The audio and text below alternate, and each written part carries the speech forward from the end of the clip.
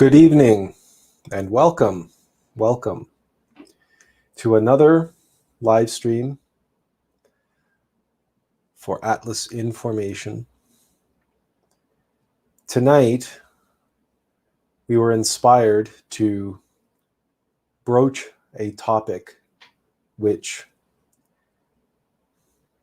for better or for worse, we all face sometimes on a daily basis, although we might not register it as such. Certainly on Facebook, other social media, with family, with friends, with acquaintances, with those who are not on the path, especially. And especially in this day and age, especially over the past couple years, we have watched and witnessed a series of events which, in some ways, we haven't seen the like since the mid-20th century in Europe. We may be a little bit vague in some of our allusions to certain events and certain groups associated with those events. But if you feel into what we're talking about, you will know. You will know when we talk about global plagues or so-called global plagues and the requisite actions that are being encouraged upon the population. If you feel into the multi-layered and multifaceted aspects of tonight's topic, you will know that we are broaching a subject which is most relevant and topical in this day and age, and will become even more so as we move forward. And as individuals on the path, especially during the age of Aquarius, for whom the avatar of Aquarius is the archangel Samael, who is the regent of Mars and the god of war, which means, in no uncertain terms, that under his guidance and under his tutelage, many of us, if not most of us, are warriors of the light, soldiers of divinity, of the cosmic Christ. But then the obvious question arises: who do we fight? When do we fight? What do we fight? We use the topic, we used the expression to describe tonight's topic as picking one's battles. And what is the esoteric secret to doing so? We were inspired to select this topic this evening because of a post that we encountered on Facebook, which suggested that anybody putting on a mask was a coward, and how the courageous thing to do is to reject the mask, to fight the power, to fight everyone and everything who is complying or represents compliance with the current global plague and the circumstances around said global plague. And remember, when we say global plague, please understand we're using air quotes here. The manufactured plague and the manufactured consent around said circumstances. So when do we show courage? And is it really courageous? Or is it to reject wearing a mask, for example? So if you live in an area where you are supposed to wear a mask and go out in public, and you choose not to wear one, And you go into a store and you're surrounded by everybody else who's wearing a mask, and you proudly walk in there, stride in there without your mask. And immediately you are recognized as a pariah, as a threat. Is this really an act of courage? Or is this more an act of pride? In other words, is this the battle? Is this the hill that you want to die on? Is this the battle that you believe that you're here to fight? This particular battle, to show non-compliance for what is, at the end of the day, little more than an inconvenience. Let's be honest. How much of an inconvenience is it to put on a mask, to go into a store? Or are you just drawing a target on your back by refusing to do so and becoming a pariah in your community and having everyone else immediately fear you? Now, you might argue that you're being a good example, and your little act of rebellion here, refusing to wear a mask, will inspire others to take off their mask. And you will start a movement of individuals refusing to wear the mask. No, perhaps.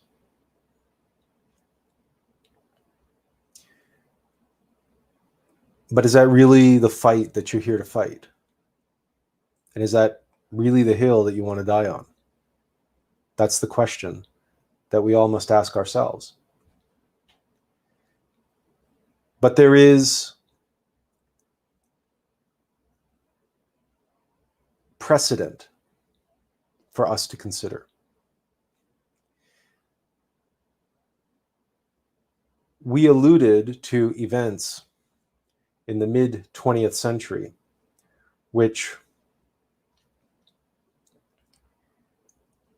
for all intents and purposes, were as horrific, and in many, many ways, more horrific than anything that we've experienced so far. And we should try to put ourselves in the shoes of the spiritual aspirants living in Central Europe and Western Europe during the middle of the 20th century, the early mid to middle of the century, when they in places like Germany, for example, or Hungary, or Japan,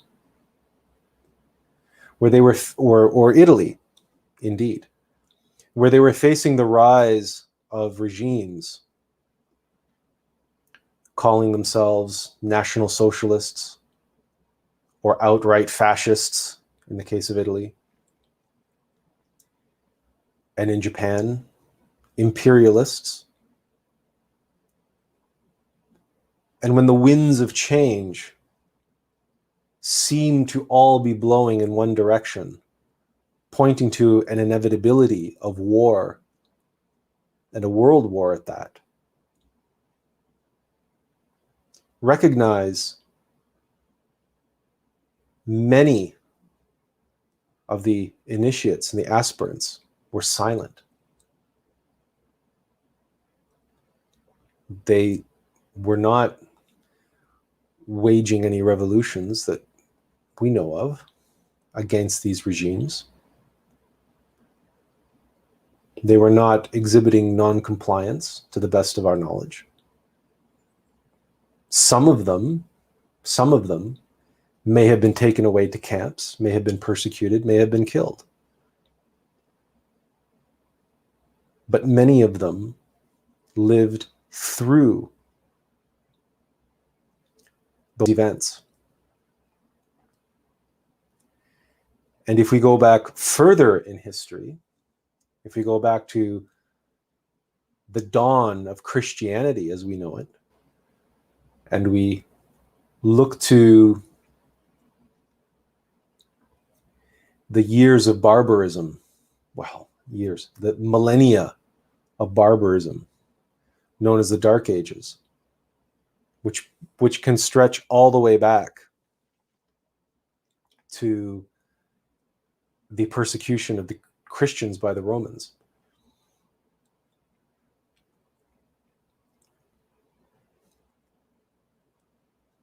The Gnostics, the initiates, the early Christians, the followers of Christ and the followers of the disciples,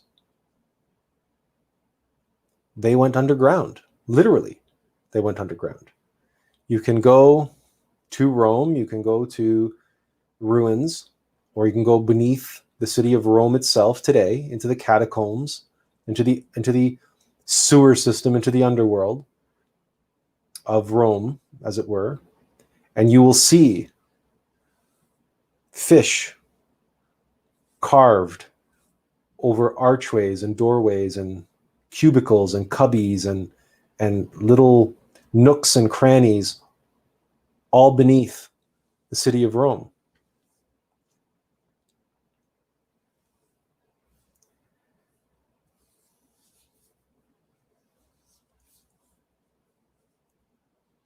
When we look at spirituality, when we consider the facts, there are some hard facts which, as difficult as they may be for us to swallow,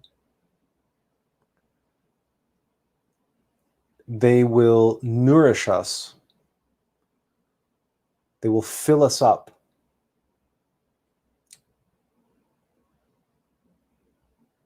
And alleviate any sense of misplaced sense of heroism, which might influence us and drive us toward a wasted, useless, pointless sacrifice.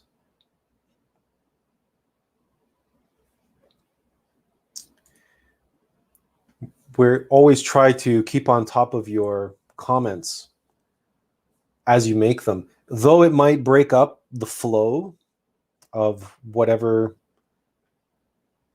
we are in at the moment. We will choose a natural breaking point because we feel that it's important to always give you, those who have joined us, the ability to be heard. And we want you to be heard. We want you to be able to raise your voice and express yourself. So Cassandra says, kindness, not intentional agitation for the sake of agitation. Yes, this is true.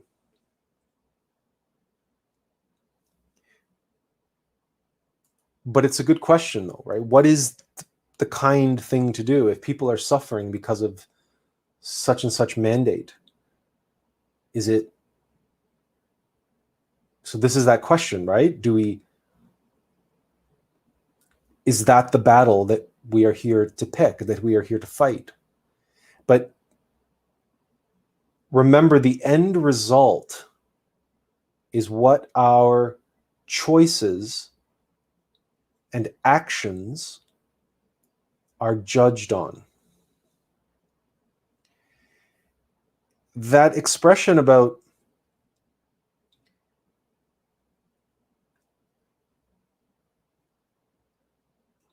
the road to hell being paved with good intentions, that expression exists not because it's clever or poetic or it's factual, it's objective. Hell is littered with monads who acted with the best intentions.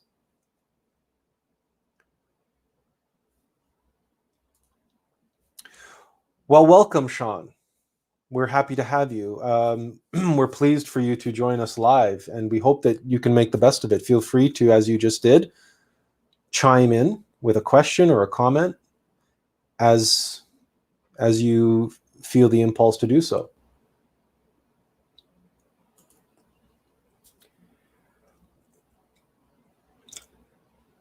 So the intentions that many, many monads have had to do good, and those intentions were fueled by compassion, from kindness, from they were coming from a good place. But the end result,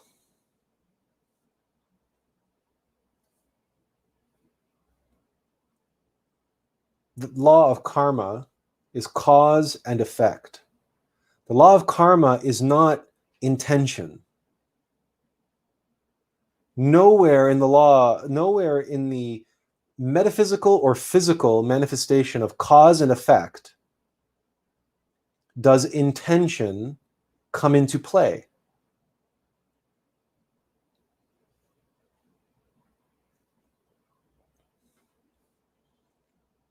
I intended to save him, but I drowned him in the process. And you can argue and you can say, but I intended to save him. My intentions were good. Yes, but you ended up drowning him.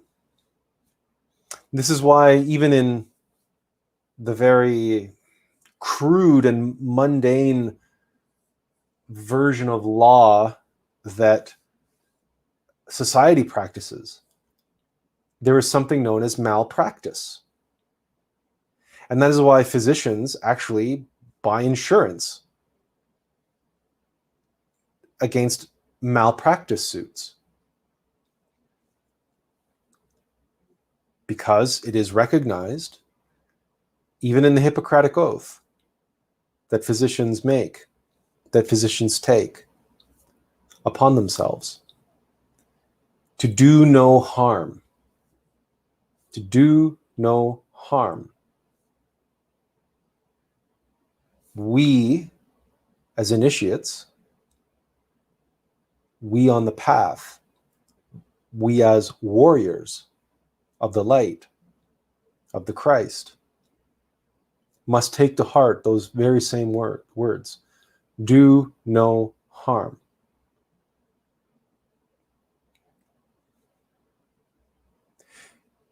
We once were in a martial arts class, and the sensei asked of us, if you were walking along the sidewalk and you happen to notice a big pile of dog shit on the sidewalk, what do you do? Do you say, oh, look at that horrible, smelly pile of dog shit sitting there on the sidewalk, I'm going to get out of the way? Do you kick it out of the way? Do you kick that dog of shit off the sidewalk? And if you do that, what happens? What happens if every time you're walking along the sidewalk and you see a pile of dog shit, you decide to kick it to the side, kick it off the sidewalk into the street or into the grass or wherever? What happens? Simple question. Use your conscious imagination. Use your experience.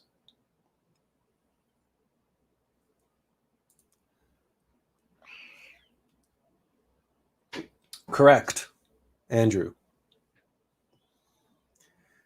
The more shit that you kick, the more shit gets on your shoes. And when we go through life, we encounter a great deal of shit. And we are going through a lot of shit right now, and the shit's only going to get worse. It's going to be a shit storm. Now, using the simple, self-evident experiential knowledge, what happens when you go through life kicking piles of dog shit wherever you find it, because it doesn't belong on the sidewalk, and other people might step in it. Invariably, somebody else is going to step in that pile of dog shit. So you're doing something good and you're making a sacrifice, and you can argue and rationalize this for yourself. Well, I'll kick it out of the way. And yeah, as that dog shit's going to end up on my shoes, but at least it's not going to be on somebody else then. I'm going to take the hit. I'm going to make the sacrifice. So you're choosing to die on that hill for the sake of others, or that's what your mind will rationalize and convince you of. So you go through life kicking dog shit. We have lots of expressions in gnosis and in, you know, casting pearls before swine. Picking your battles, choosing which hill to die on. There's lots of different expressions when it comes down to this. But the kicking the dog shit is the really vivid one that we need to take to heart. Now, it may be every now and then you have no choice, or we always have a choice, but every now and then we might be directed to indeed kick this particular pile of dog shit out of the way.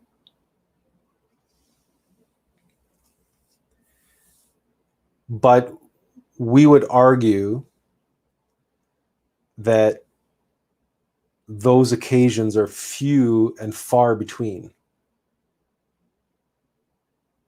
And the reason they're few and far between is for the obvious reason, is that there are consequences to actions. And we must be practical. So let's expand our comprehension of the metaphor and ask ourselves, where are you going? You're walking along that sidewalk and you see a pile of dog shit. What matters is where you're going. Because if you're going to somebody's wedding, or you're going to somebody's funeral, or you're going to a job application, or you're going to meet someone for coffee, perhaps someone who you've asked out on a date, and you're going to meet them for the first time. Now, let's ask the question again. Whether it's a wedding or a funeral or a job application or a first date or any number of destinations, put yourself in that situation. How many of you are going to kick that dog shit?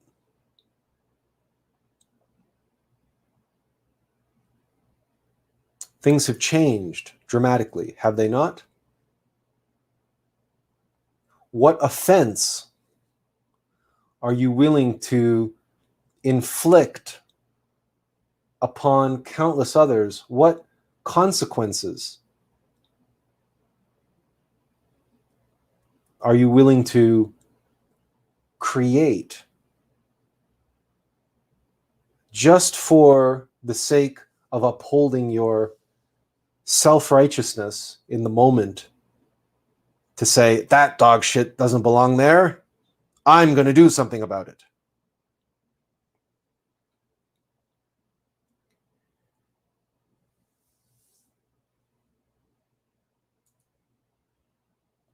Cassandra offers an interesting insight here. It's possible you would be taking away another person's lesson to be aware and mindful from them.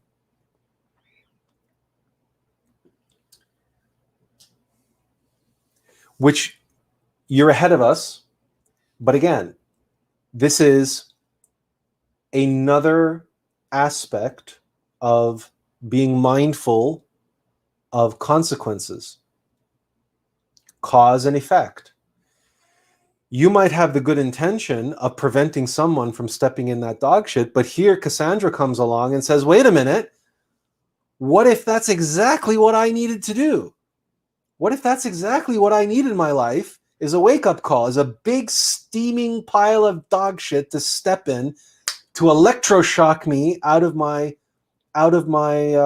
my slumber, to wake me up, to remind me, oh, hey, you're not paying attention. Maybe that dog shit was put there especially for someone. And now you, with your good intentions, are cleaning it away and putting it and getting it on yourself for no reason. You're aware of it. You are aware of it. And what are you doing? You're not stepping around it, stepping over it, avoiding it, and moving on, which is the lesson that it's there to teach you. No, you're there getting it all over your shoes. Why? To make yourself feel good, to make yourself feel heroic and feel self-righteous. That's what self-righteousness is. I've done my good deed for the day. I've cleaned the sidewalk off of the dog shit. And yet, who knows? Perhaps, as Cassandra is pointing out here, you've deprived someone of a valuable lesson. And not only that, the catalyst for awakening them in that moment. And then coming back to your side of the equation, if you're going to meet someone for a first date, perhaps your soulmate or who knows. But now you got to sit in the cafe with them smelling of dog shit. And perhaps now, who knows the lengths to which your Divine Mother went to arrange and orchestrate that date for you, to bring together you and your soulmate, to have an opportunity to meet and have a first date and allow nature to take its course, as it were.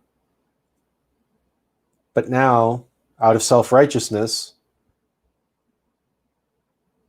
you've now potentially ruined that date by smelling of dog shit. Or perhaps you're in the wedding party of someone's wedding, and now you've brought an melodious odor with you into the church, into the ceremony, or the job interview, or whatever.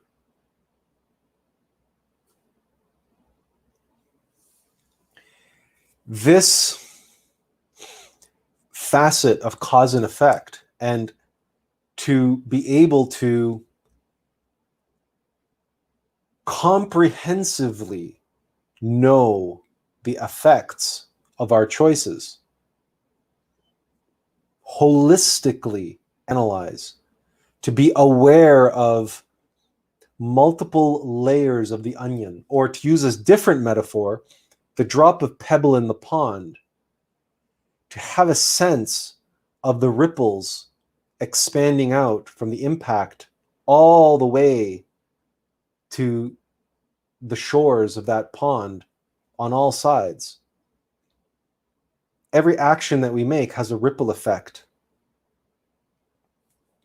And the ability to be in the moment and feel into what the effects of any particular action are, this is a quality of consciousness.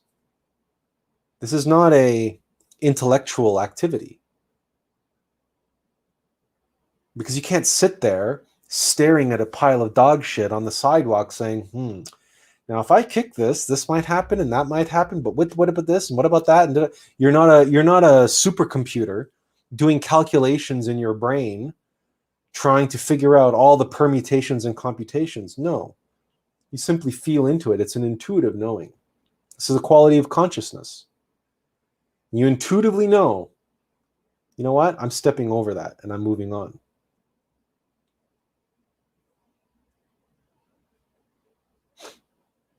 The same can be said for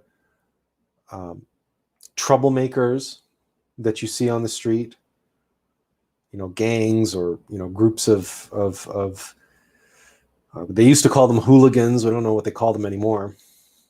or people on Facebook that are, trolls, I guess we would call them on Facebook, that are just out to, get a rise out of people and just, troublemakers.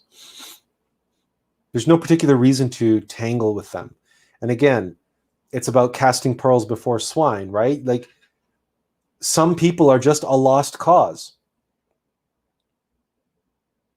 And we have to be able to have some sort of connection to our intuition and some semblance of that holistic, comprehensive discernment. But it goes even beyond that, because when we start talking about things like the situation that we are in with the various different mandates associated with this so-called global plague,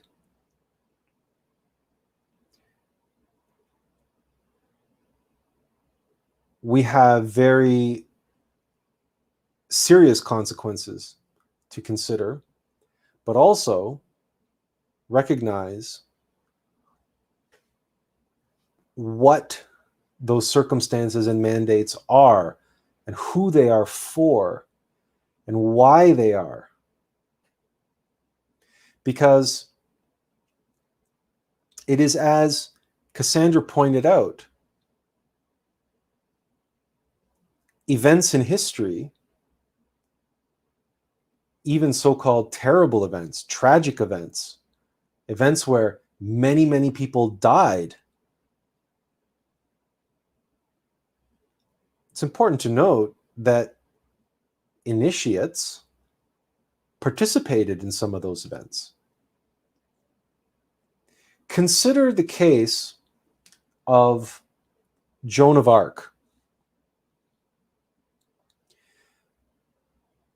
Joan of Arc, who from a very young age could hear the voice of her innermost. And as most children, as for example in our case,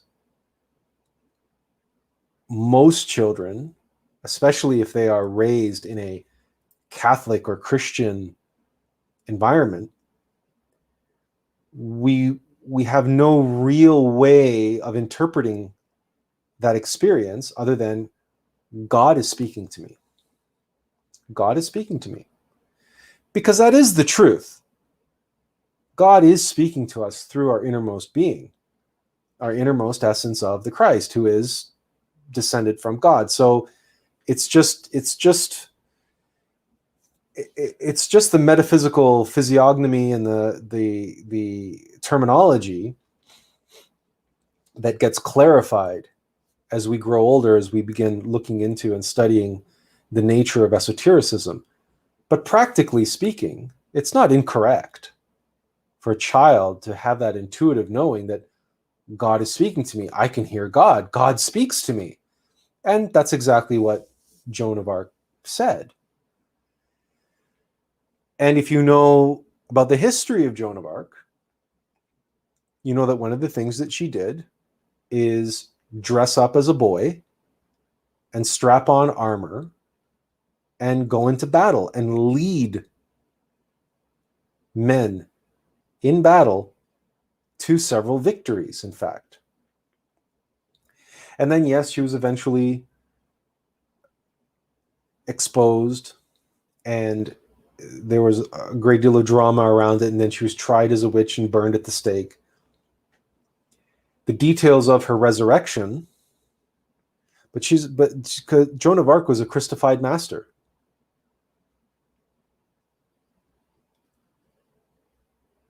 But those details are not forthcoming anywhere in the history books.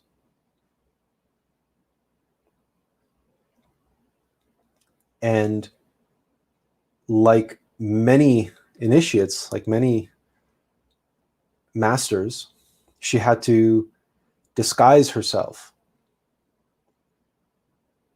But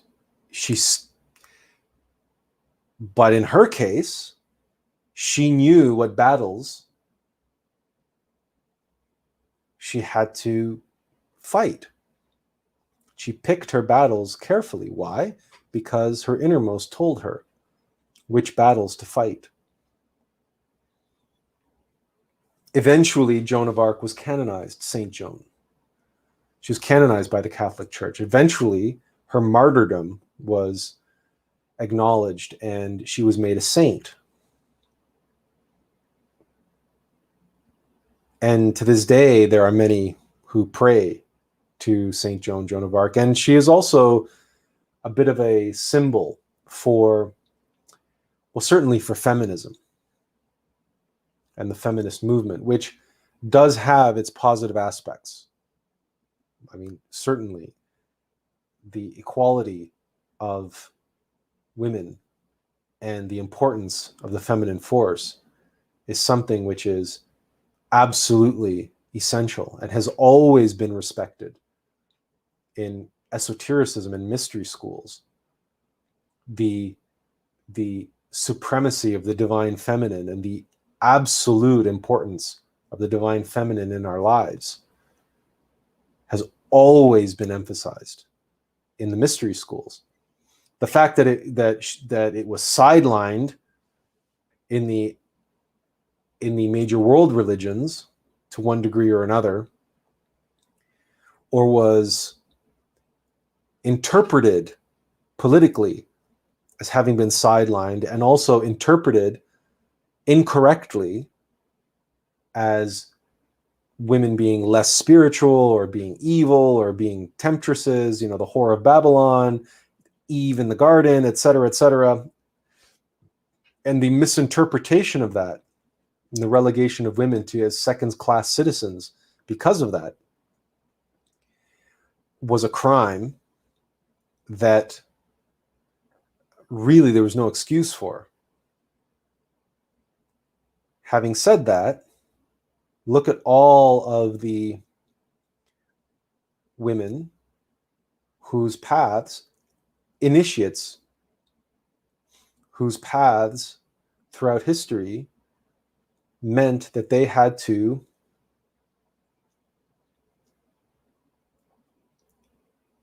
at the very least pretend, make nice. They had to play a role, the acceptable role which society deemed appropriate for their status as women. Their relationship with their spouse behind closed doors and in private, as initiates and as members of a mystery school, might have been completely different, might have been totally as equals. And that's between every couple. They're dynamic. But in many societies and many cultures throughout history, both men and women had to comply to one degree or another with the laws and the rules and the customs and the traditions of the day, because that was the practical thing to do. And this is what we're getting to. It's the secret, the esoteric secret of how to pick your battles really comes down to what all esotericism and all the practices of all the mystery schools have always been: infinitely practical.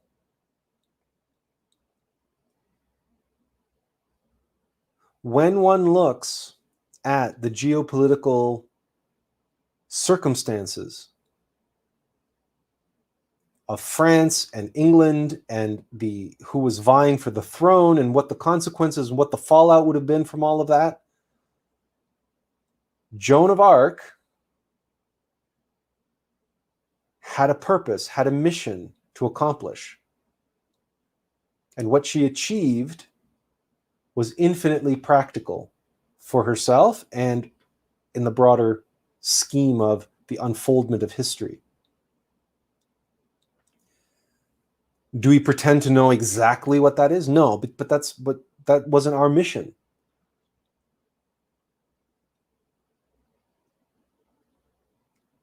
But rest assured that someone to whom God spoke as a young child,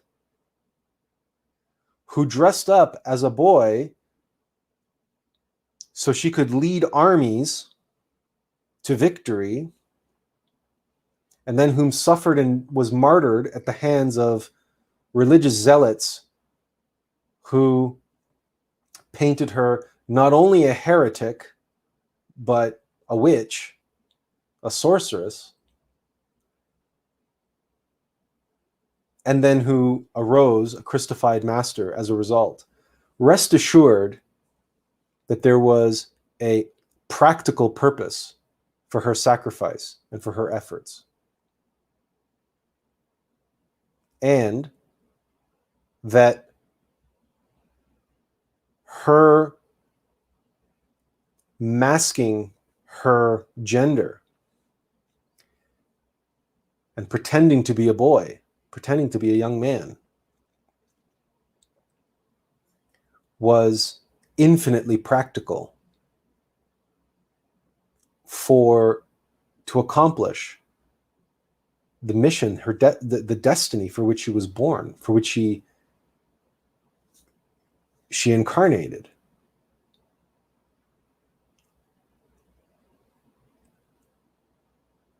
So if what we are here to do is ABC, what good is it for us to sacrifice ourselves on the hill of XYZ?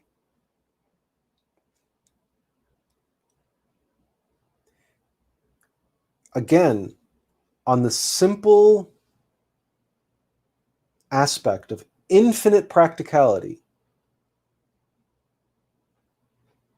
we can return to the foundations of all mystery traditions, from ancient Egypt to ancient Greece, right up to the Gnosis of Samael and Weor, to the system of George Ivanovich Gurdjieff, to Theosophy, to the Rosicrucians. It doesn't matter. The foundation of all those mystery schools is know thyself. There is no more practical activity than to know thyself. To know thyself means knowing when and where and why and how and who to fight. And when we say fight, we can use a much broader understanding of that and say engage with. Because fight has this obviously negative connotation. But if we use the word that martial artists use, which means to spar, or we engage in combat with them, right? But we lose the combat and just stick with engage. To lock horns with them. It means to wrestle with them, or to play with them, to play a game of chess with them, or what circumstances to go up against. There is a adversarial, combative aspect to it. But if what you're doing is wrestling them for their own sake, or you're wrestling them for the sake of others, and it is not a frivolous sort of exercise. It's not a self-righteous exercise. And it's also not a hopeless, lost cause of an exercise. Then it has the potential of doing good. Hello, Jessica. Glad you could join us.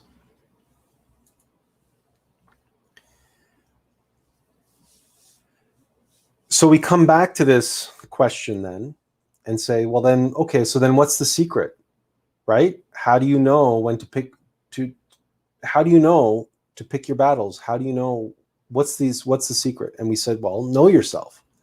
That's the secret. The secret is, the answer is inside of you.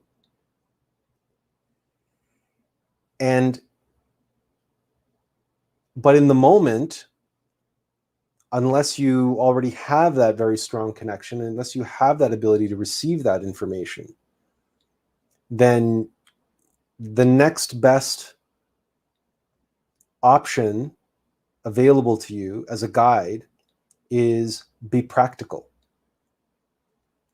be realistic, be pragmatic, be humble. Make sure that you're engaging this person or that circumstance, and you're doing so not for self-righteous reasons, but for righteous reasons, or for the sake of the other person. They might not appreciate it. Right? We're clear on that. The people around you might not appreciate it. You might be judged harshly for it. And the results might not be what you were hoping for.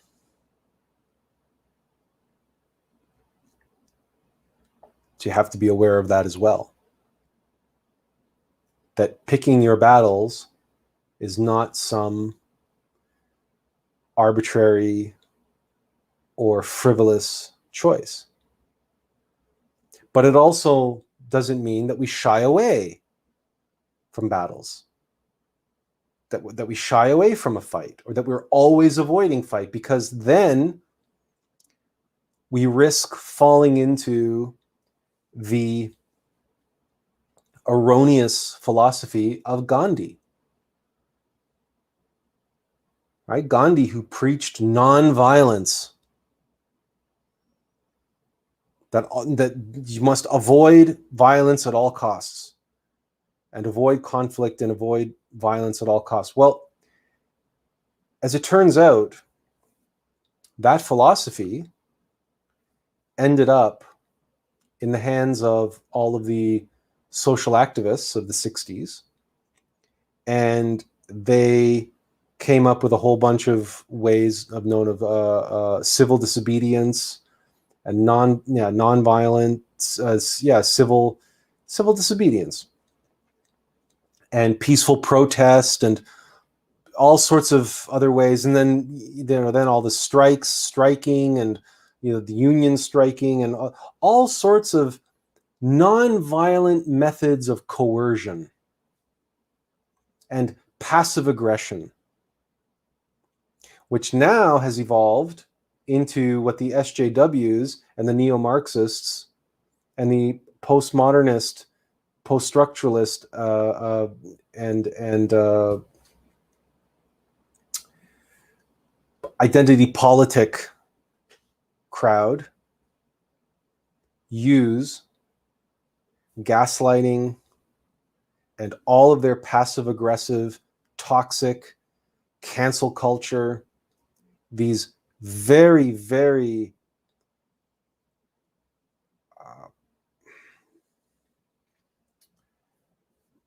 toxic, really, insidious methods of destroying people's careers, reputations, dragging their name through the mud, through the muck, through the media, all without any, quote, violence. But these are the same people that say words are violence.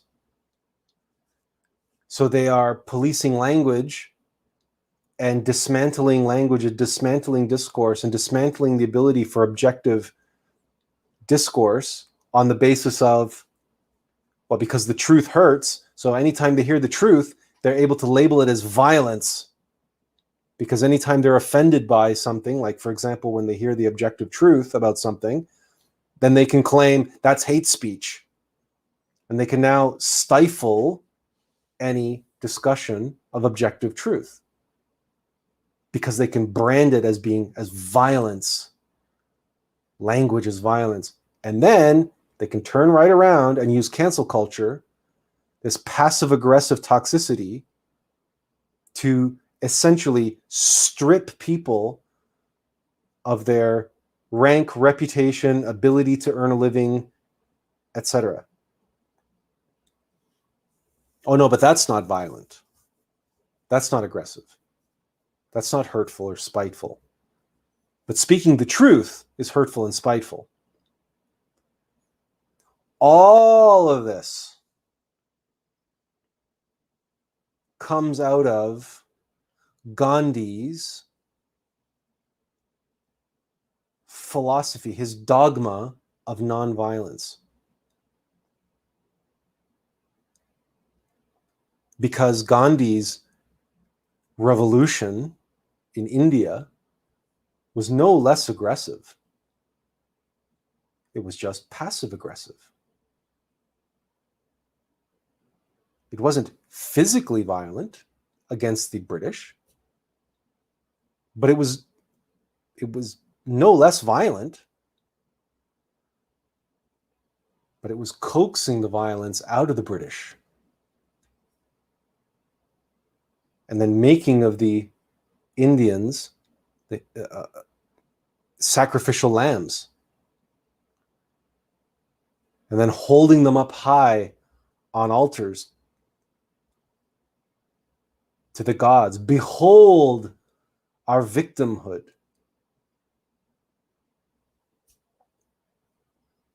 And you know how we know that Gandhi's so-called quiet revolution or peaceful revolution or whatever you want to call it was a bunch of bollocks? Because the notion, Gandhi, of course, didn't come up with this nonviolent stuff. This whole nonviolence is an aspect which goes back thousands of years in Hindu spirituality. But Gandhi cherry-picked the nonviolence from a whole cornucopia, a holistic basket filled with spiritual aspects and practical, meaningful practices, including prayer and meditation and forgiveness and compassion and humility and all of these other aspects. And of course, prominently, the Aum of life, the dissolution of the ego, the recognition of our own demons, the recognition of our own desires and our own shortcomings and defects and vices, such that avoidance of violence was an effect. Gandhi plucked it and made it a cause.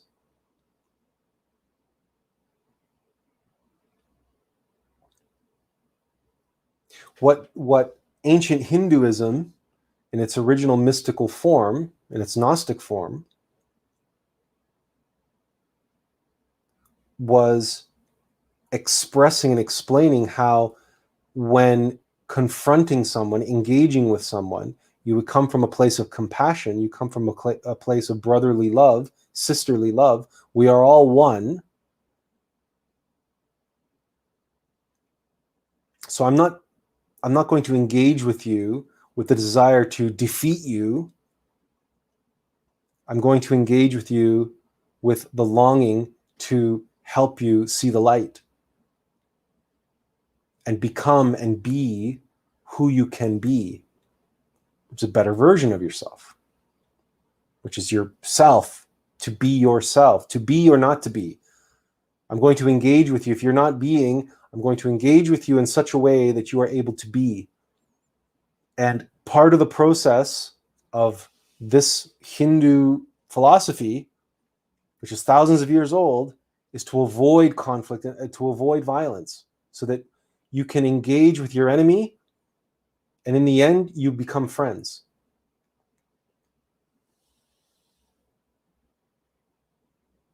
But Gandhi cherry-picked nonviolent civil disobedience and recognized the power to use it as a coercive tool to get what he wanted, which is to defeat his enemy, to push the British out of India, to win freedom for his people. And he did just that. But we know it was all hogwash. And even though Gandhi naively believed, he began to believe his own bullshit, and he began to believe when people started calling him Mahatma, the great soul, he began to believe it. And he started wearing the white robes and, you know, and all the rest of it.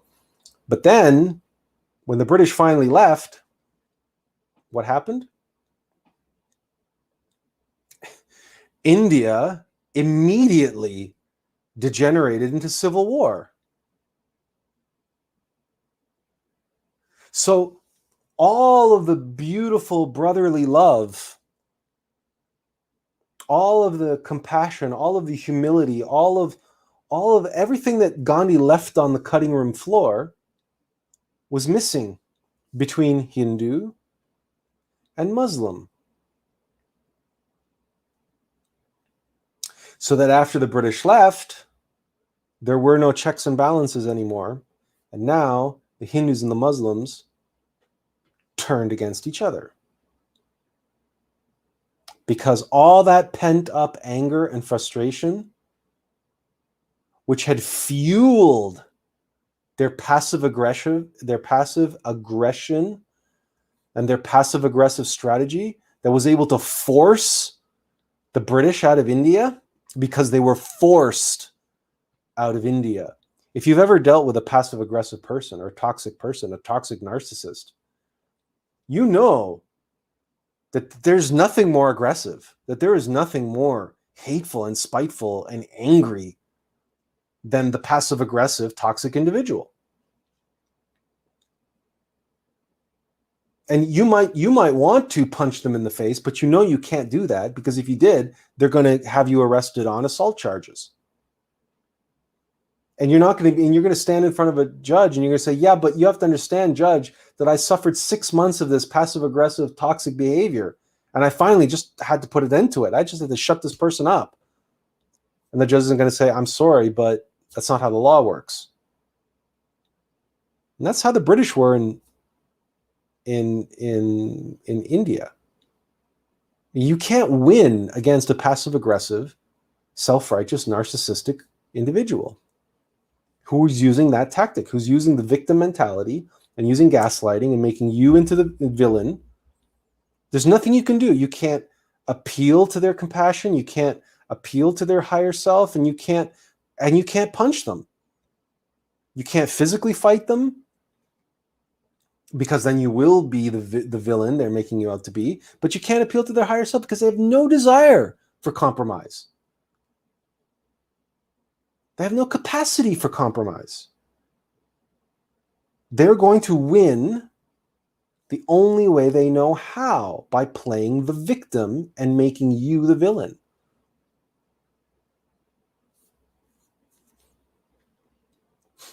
Why are we going on and on about this? Well, remember, this talk is called Picking Your Battles and Being Practical.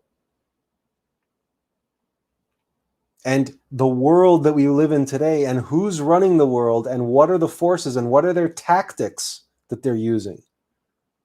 And remember, we said that we are going to use practical, meaningful examples from the past. So, after the British leave, all the pent-up anger and frustration, all that aggression, which the Muslims and the Hindus had been using against the British, allied on the same side, now they turned against each other, or they turned toward each other, let's say. And now that aggression, that pent-up anger, that pent-up frustration, that desire to rule their own destiny was now directed at one another. But the passive-aggressive victim strategy it's a no-win scenario, meaning it's an unbeatable scenario. It's an unbeatable position. And both the Hindus and the Muslims were, by this point, well-trained, experienced at playing the victim, at gaslighting and making a villain out of their opponent, the British. And they had used this passive-aggressive, nonviolence, Gandhi's doctrine of nonviolence successfully against the British, but now they turned toward each other. And what did they discover? Their opponents were as skillful and as well-versed in the passive-aggressive, nonviolent civil disobedience as they were. And what did you have? Stalemate. But that pent-up aggression, that pent-up fire, that pent-up desire, that burning aggression which had fueled their passive-aggressive civil disobedience campaign, that pent-up anger needed to flow. But neither side was going to fall for the other side's gaslighting. Neither side was going to fall for the other side's passive-aggressive strategy because they were both expert at it. They had just used it to kick the British out. So when two toxic, passive-aggressive, narcissistic individuals or groups face off against each other, they have no choice. They have to drop all pretense, drop all the bullshit, drop the nonviolent dogma. It just falls away. It all dissolves because the pent-up anger and frustration and desire and anger has to flow. And then it breaks out and all hell breaks out. And you have civil war. And that's exactly what you had in India after the British left. The Muslims and the Hindus just started slaughtering each other.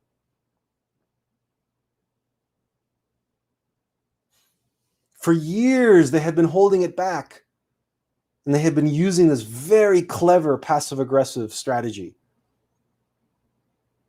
And Gandhi, as a lawyer, as a very clever lawyer and a very clever orator, was able to convince them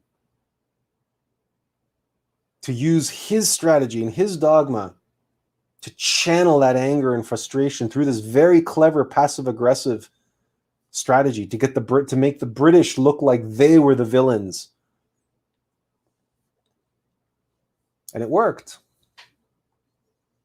But then, again, the true colors of Gandhi's philosophy revealed itself. Gandhi was not making saints out of the people of India. He was turning them into passive-aggressive, narcissistic, toxic people. And all of that toxicity, all of that passive aggression turned into aggression when the two faced off against each other and they were at a stalemate. And so, how did Gandhi respond? Well, Gandhi went on a hunger strike. Having learned nothing of his previous mistakes, he knew that India's love of him and their belief that he was the great soul he knew that he could hold that over their heads like the sword of Damocles and dangle it over their heads like the sword of Damocles. So what does he do? He uses the power of coercion against his own countrymen. And he said, if you guys keep insisting on killing each other, you're gonna kill me. I'm gonna kill myself. I'm gonna do it in a slow and arduous way. I'm gonna go on a hunger strike. That's just coercion.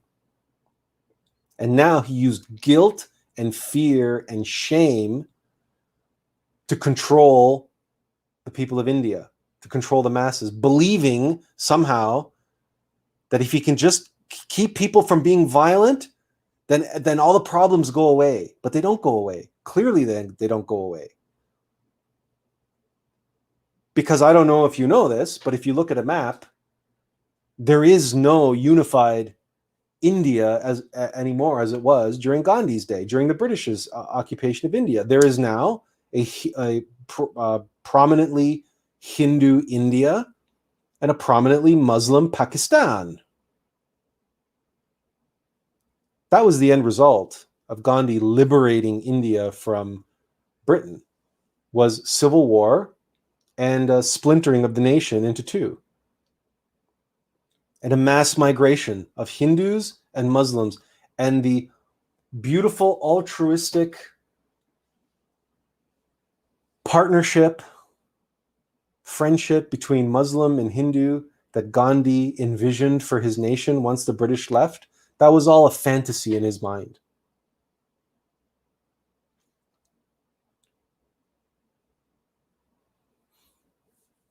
Gandhi was no great soul. Gandhi is in limbo. Gandhi is in hell.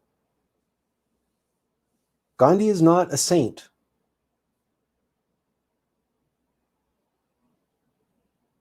Gandhi failed to pick his battles.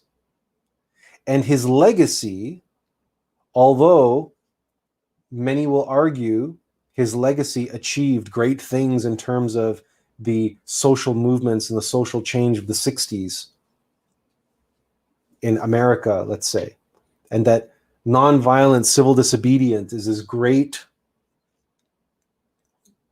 achievement. It's a great legacy. But now we are about to witness the truth of that legacy. Nonviolent civil disobedience, peaceful protest, all this is, it's just a facade. It's just this, it's the ability for people to play victim, the victim mentality, and to say that because I will not raise the sword against you, that makes me better than you. But in their heart, with their words, with their attitudes, and with their passive aggression, and with their cancel culture, and with all their methods of coercion and manipulation. Oh, I won't raise a sword against you. I'll just destroy you in every way, economically, socially, culturally, traditionally, religiously, spiritually. I will dismantle and destroy you. I will pick you apart piece by piece, and I will leave your physical self untouched, just destitute and outcast on the fringes of society. I will cast you out into the desert, but I did not raise a sword against you. So, like Gandhi, I am a great soul.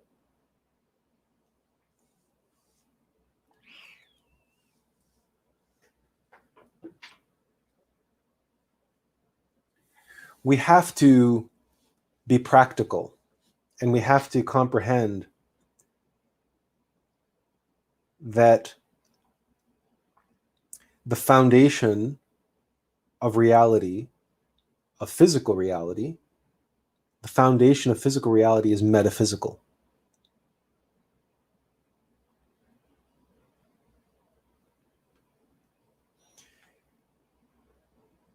Picking our battles begins long before we even encounter an adversary out there.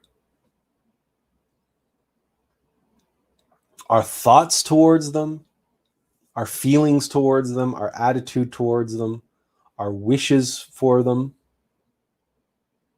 Wishes for someone can be curses, can be hexes. Though we might not speak a word to them, though we might avoid them, we might avoid conflict with them, we might still be cursing and hexing and wishing them the worst.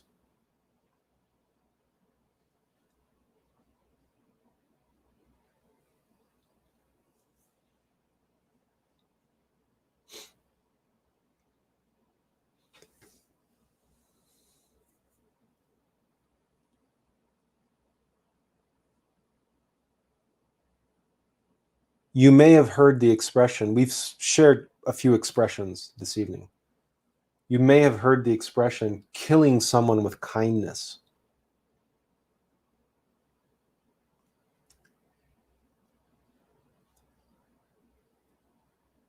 That's Gandhi's legacy. Gandhi's legacy is, for example, like the empty decorum of politeness in the so-called Enlightenment and especially Victorian era of England, of the United Kingdom. Oh, and Western Europe in general. The so-called Enlightenment values, and then the Victorian era of decorum. And you see this especially in the upper classes, and the elites, and the royals. Do they not teach this? Do they not indoctrinate their children into this from a very young age? What is to be prim and proper? What is proper? What is appropriate?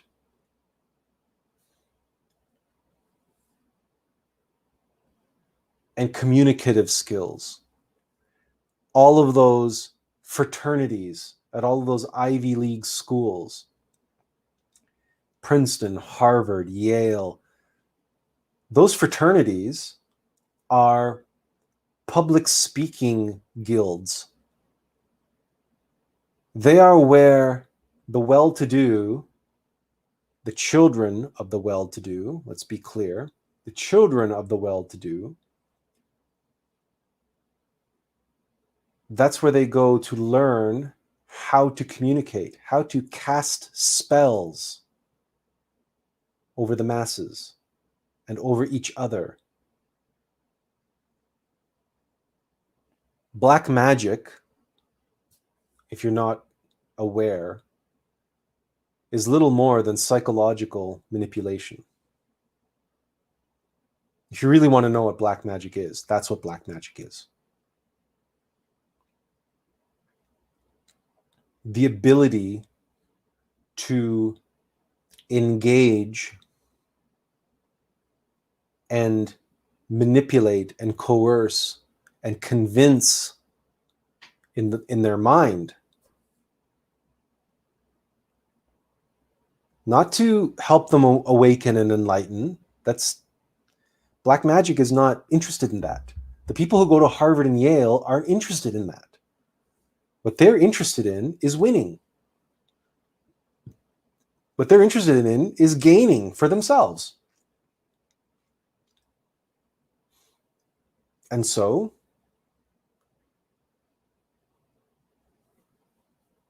we highly recommend a talk series on YouTube. It's very, very long, but you have the added benefit that you can watch it on a faster speed. And it's a talk, it's an interview series with John Taylor Gatto. was a teacher from New York. And his knowledge of history is phenomenal. And there is a 5-hour-long interview series with John Taylor Gatto on YouTube. But because his way of speaking is slow and methodical and drawn out, you can actually watch it sped up and still get all of the information from his talk. He reveals much in the way of the so-called education system and how there is no education system anywhere in the world. What we have is schooling. And he goes into great detail as to the difference and the origins of the school system, schooling system. And also his approach as a teacher and how he tried to break out of that. Now, again, the video is called The Ultimate History Lesson. That is the title of the video. It just came to us. And if we can pull it up in YouTube, we can share you the link.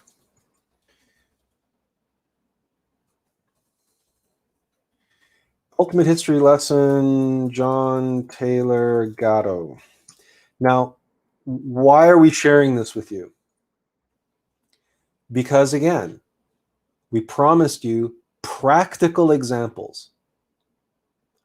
John Taylor Gatto, even though, to the best of our knowledge, he's not an initiate. To the best of our knowledge. Not officially. But he has gnosis. Meaning he's a mystic of a certain level. He has a knowledge, he has an insight. He just, publicly at least, doesn't reveal himself or discuss these matters in this way. What he discusses and what he shares is on a much more secular level, in a way that is accessible to everyone, if that's the right way to express it. But here again is an individual who had deep knowledge of the Black Lodge and their creation of and manipulation of the schooling system and its dark heart and its malevolent ends and goals and purpose and means and machinations. He's a deep, deep, deep knowledge and understanding of all of that. And yet he still became a school teacher, a high school teacher, no less. And he entered into that system, a system that he knew was corrupt from its very origins, from its very beginning. And that's why this video series is called The Ultimate History Lesson. And it is a playlist of 6 different videos. And if we think that if we hang on a second, if we click on this playlist, we get to, okay, no, so that's not the one that we want. But if we,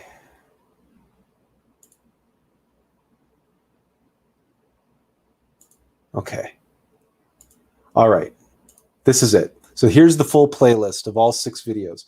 And again, if you find this, he speaks very slowly and methodically, and you don't want to suffer through all 6+ hours or 7+ hours of this, you can break it up and watch it in sections. Obviously, they're about an hour long each, but we can speed it up. You will see what we mean when you watch any of these videos. But again, we promised you practical examples of people from history.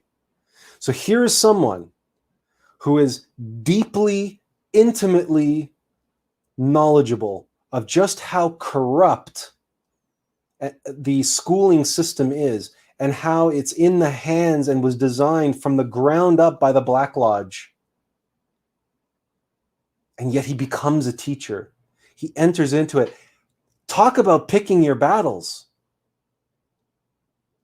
And he just becomes a high school teacher, and he decides he is going to teach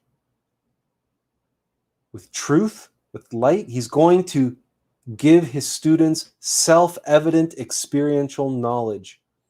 He's going to create a space of love in his classroom, and he's going to give every student that he touches an opportunity to seek self-evident experiential knowledge for themselves.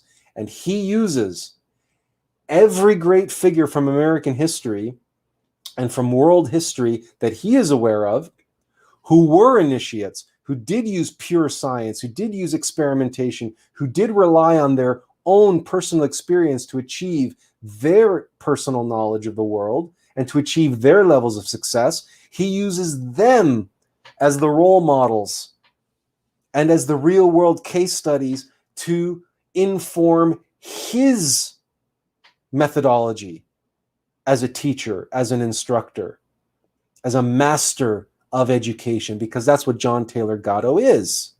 He is a master of education. And we would hesitantly say he's a master of Gnostic education, in the way that even Master Samael writes about it as the fundamentals of a Gnostic education, because he is teaching individuals how to discover and find truth for themselves through themselves, not because they read it in a book,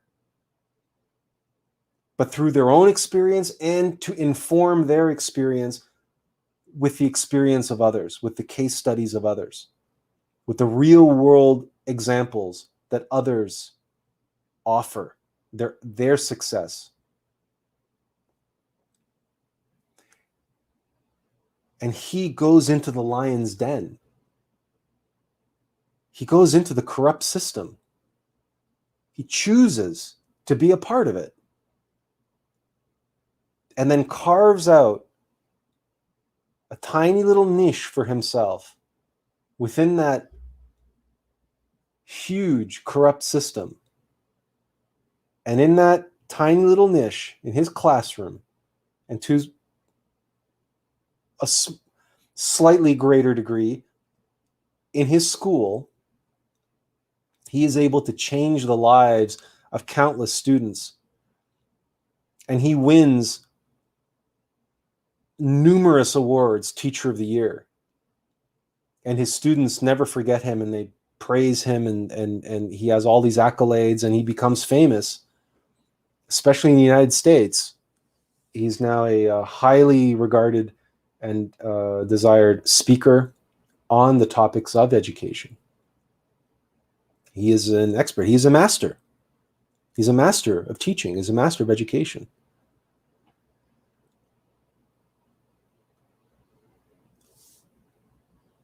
Could he have accomplished what he did, what he achieved, teaching troubled youths in inner city New York, if he had protested and decided that out of self-righteousness, or out of because he knows this and he knows that, and he knows that the schooling system is all evil and it's all the Black Lodge and da-da-da-da. Imagine we tried to burn it all down.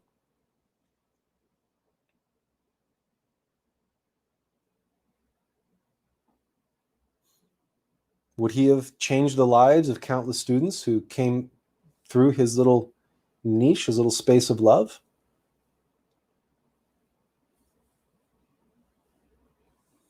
Or would he be in prison somewhere, languishing,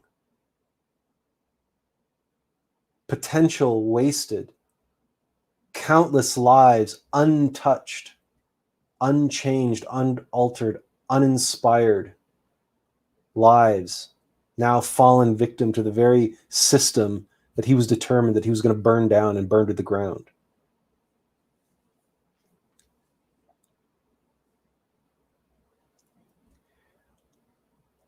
We have to be practical when it comes to our destiny.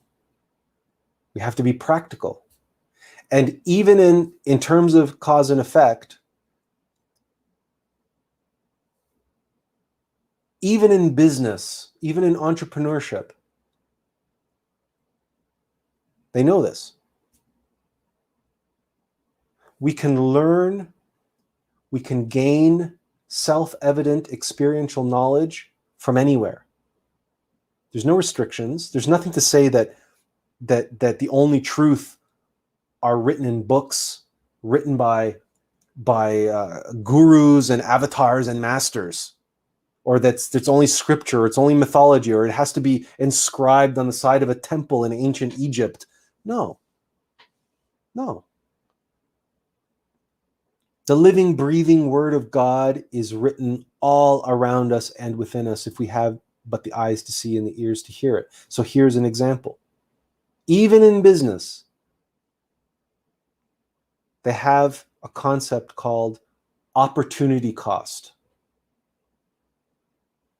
So when a business person, an entrepreneur, an investor considers an investment, considers an idea, considers a new business opportunity, considers a venture, an acquisition, a merger, a purchase, a partnership agreement, anything, there's an investment of time, of resources, of energy, and capital, or some combination of those. So the business person has to weigh on their cost-benefit analysis. What are the costs? What are the potential benefits? What are the risks? What are the rewards? And one of the costs is called opportunity cost. And what that cost is if I take this capital and these resources and this time and this money and this energy, and I invest it over here, what other opportunities am I going to miss out on? What are the other opportunities I could be using that capital, resources, time, and energy on?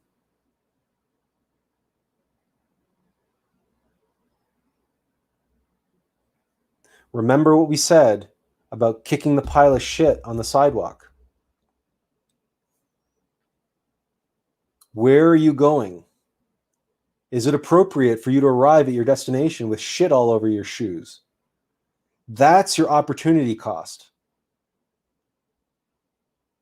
Are you going to a wedding? Are you the best man? Are you in the wedding party? Or are you going to a date? Did you say you were going to be there by 8? How much time is it going to take for you to kick the shit off the sidewalk? How much time is it going to take for you to spend in the washroom trying to clean the shit off your shoes? Is that going to make you late for your date? And is you smelling like shit going to turn off your date such that you potentially just turned away your soulmate? What are the opportunity costs of your decision in any given moment?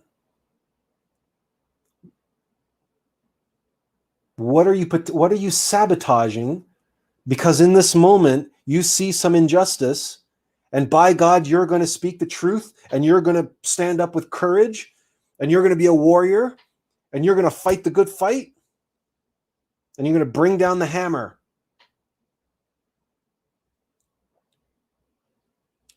A wise warrior knows when to use. There are many, many strategies in war, and a wise warrior knows when to avoid battle, when to postpone battle, when to leverage détente, which is a draw, which is neither of us wins. A wise warrior knows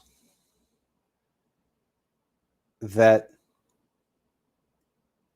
he's here to win a war, not a battle.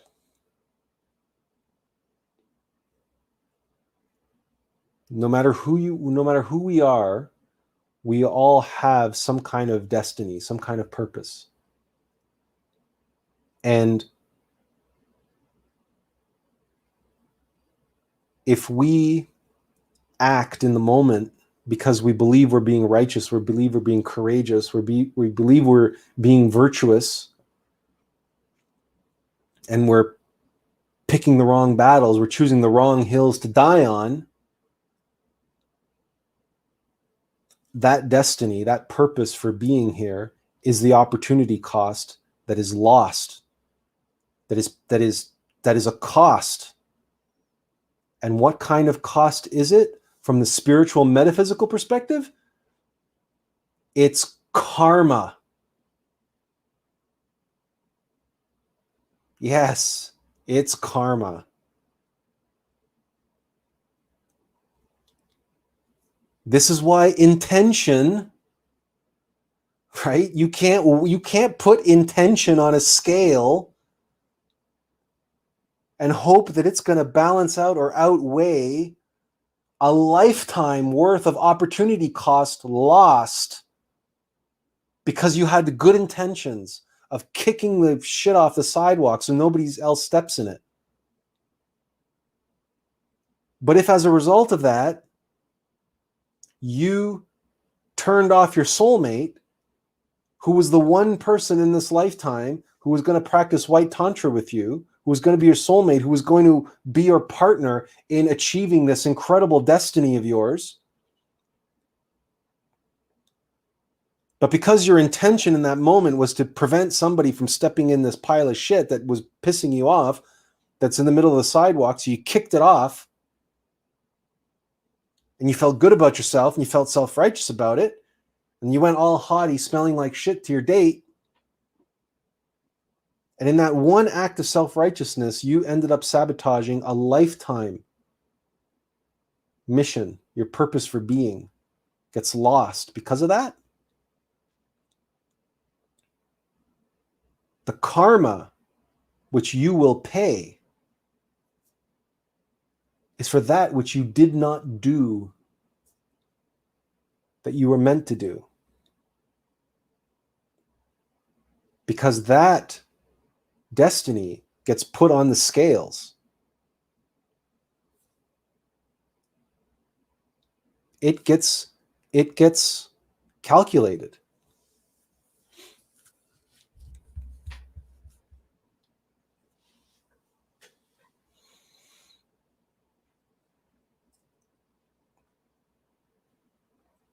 History is filled with terrible times, times of chaos, of tyranny, of suffering, of war, of injustice, of atrocities of all kinds.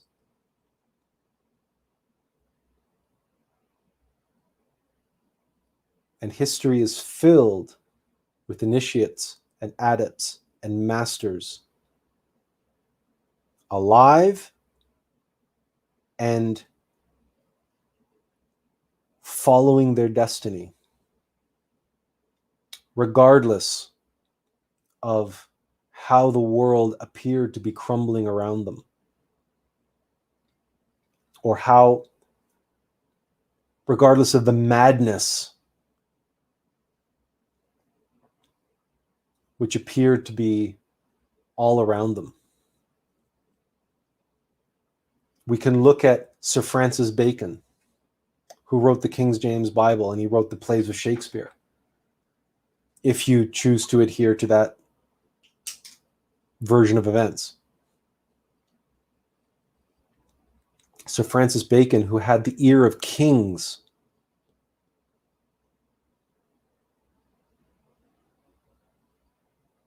one of the most profound and preeminent esotericists of his time. We can look to Mozart. We can look to Beethoven. Mozart, who, regardless of what you believe the history books saying about him, achieved what he achieved in terms of music, or Beethoven and the circumstances that he had to deal with. Beethoven actually acquired, or rather, what's the appropriate terminology?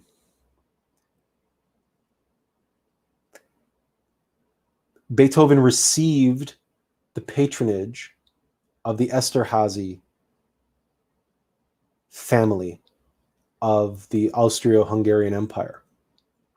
Esterházys were an incredibly wealthy, incredibly influential family. They were, to the Austro-Hungarian Empire, they were easily what the Kennedy clan was to the United States in the 20th century. Or what's the other, I don't know, equivalent families? Well, I mean, you get the idea. And like the Kennedys, the Esterházys weren't exactly squeaky clean. And Beethoven is the master of music for this planet. He wrote some of the most beautiful, some of the most inspiring, some of the most spiritual music ever.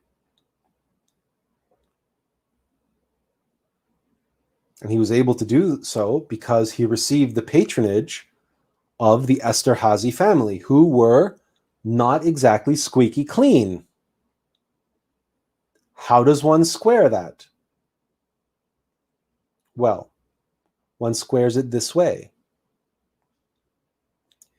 God works with the clay that is on the wheel.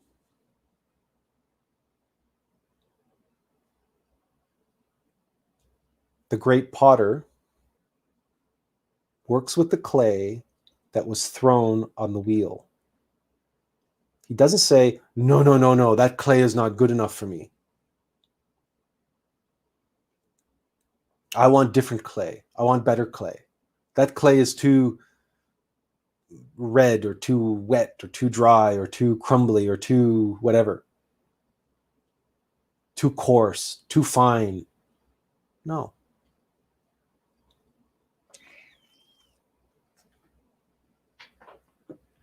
When we meditate on I am that I am, and we meditate on it is what it is, and we, in our conscious imagination, we are able to merge those two together. We awaken to, we comprehend, like a flash of lightning in the dark of night, the power of acceptance, of non-judgment. And say everything happens for a reason. And this is one of the great revelations of the Tao, that everything that appears in this moment as bad, the next moment might appear as its opposite. So let us return momentarily to Cassandra's insight here about the pile of shit on the sidewalk. And we keep returning to that because of Andrew Lewis's insight as to how brilliant a metaphor it is. And Cassandra says, if you kick it off the sidewalk, perhaps you would be taking away another person's lesson to be aware and mindful. In other words, that pile of dog shit on the sidewalk is to us some injustice, some grave, unrighteous act that we have to right. We have to kick it off the sidewalk. We have to be the one to do it. so that we will spare anybody the indignity of stepping into it. And Cassandra says, perhaps that pile of dog shit was left specifically for someone to step in. And now we've prevented it.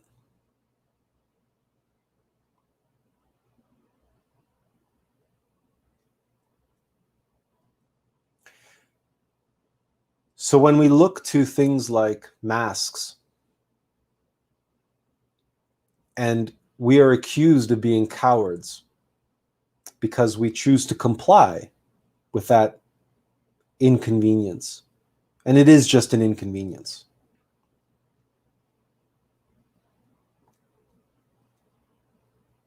Think of John Taylor Gatto. Think of what he had to comply with in order for him to eke out a little corner of the schooling system, a little corner of light-filled education and love and compassion and real empathy and dedication and devotion. And he eked out that little corner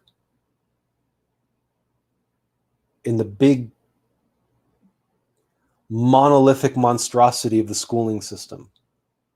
Just imagine everything he had to comply with in order for him to be able to do that. Imagine what Sir Francis Bacon had to put up with. Imagine the patience, imagine the tolerance, imagine the acceptance. Imagine the recognition that the truth has always been in the hands of the few, and that gnosis and self-evident experiential knowledge has always been the wheelhouse of the outliers, and again, the very few. It's never been for the masses. Even Jesus, in the Bible, it says, we're paraphrasing here. When Jesus speaks to his disciples, he says, what I have given you was for you, was intended for you, but what I have told to the others is what was intended for them. Meaning, Jesus had his inner circle to whom he revealed the contents of the Pistis Sophia. Well, if you've ever read the Pistis Sophia or the Pistis Sophia Unveiled by Master Samael Aun-Weor, you know how utterly impenetrable a text it is, especially for the mind. It is a complete and total enigma to the masses, and that's why you see so many people horribly misinterpreting it, and horribly misinterpreting gnosis, because they come to gnosis with their mind, and they're analytical, self-righteous, egotistical, rationalizing monkey mind.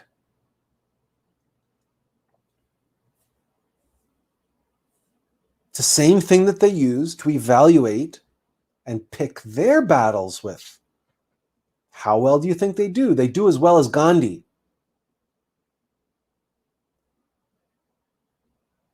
There are many people that achieve or appear to achieve great heights, great worldly successes with their monkey mind, with their rationalizations, with their intellectual cost-benefit analysis. As we said, opportunity cost is built into business. They teach it in business school. They teach it in MBA. That's where we learned about it when we did our MBA.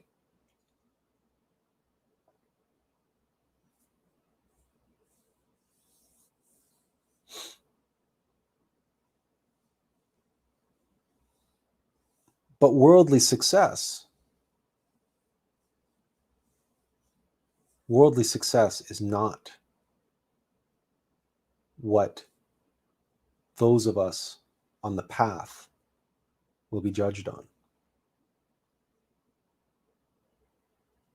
It's not what anybody will be judged on.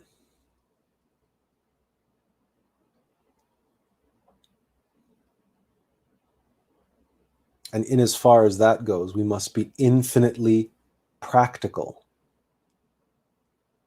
Infinitely practical from a metaphysical point of view, from an esoteric point of view. Our opportunity costs have a component in this physical world. We have a destiny, we have something that we are here to achieve. But that is related to our level of being and to our true self, our higher self, who's our metaphysical self. So personally, we have the Attlas project.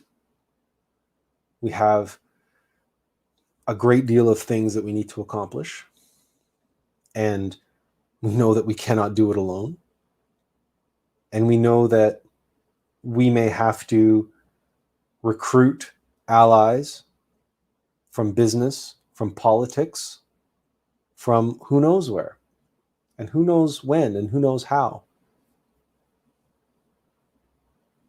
So can we go around trashing everyone and everything all the time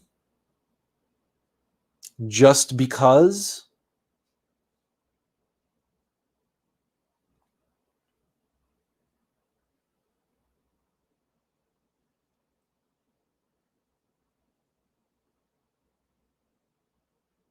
We have to be practical. We have to recognize also that everyone is at their own level. No one can be anywhere but at the level at which they are at.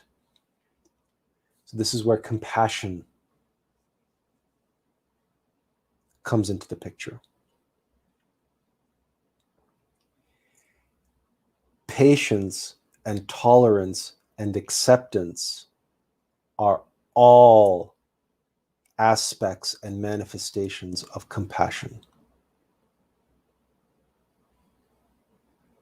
That's why patience is a virtue. And that's why acceptance is an absolute necessity on the path. Because one cannot allow oneself to fall into the trap of righteousness, of self-righteousness, of holier than thou-ness, which we often are accused of. Make no mistake, you will be accused. You will be judged. Rest assured. There's no shortage of individuals, and the Black Lodge itself will send every representative and every lieutenant and every one of its recruited warriors to paint you and make you the villain.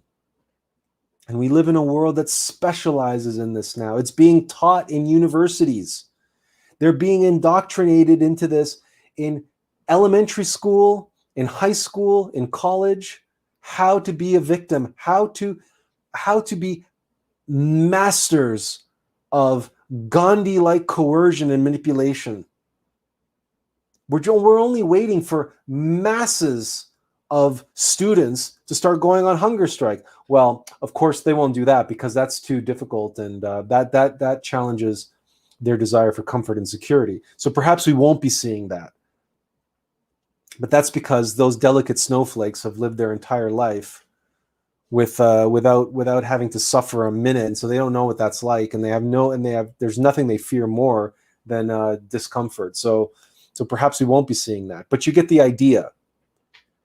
You get the idea that that with the victim card and the victim mentality as being this powerful tool of coercion and manipulation all around us, rest assured, there will come a time, and this was foretold, this was prophesized, by the way, that Gnosis will have to go underground again. This has been prophesized.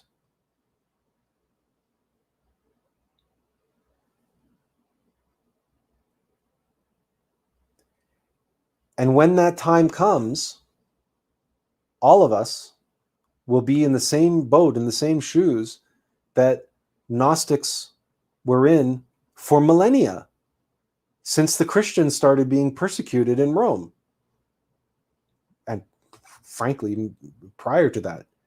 But all through the Dark Ages and the Middle Ages, all through the Renaissance and the so-called Enlightenment, into the Victorian era, into the modern era, where esotericism and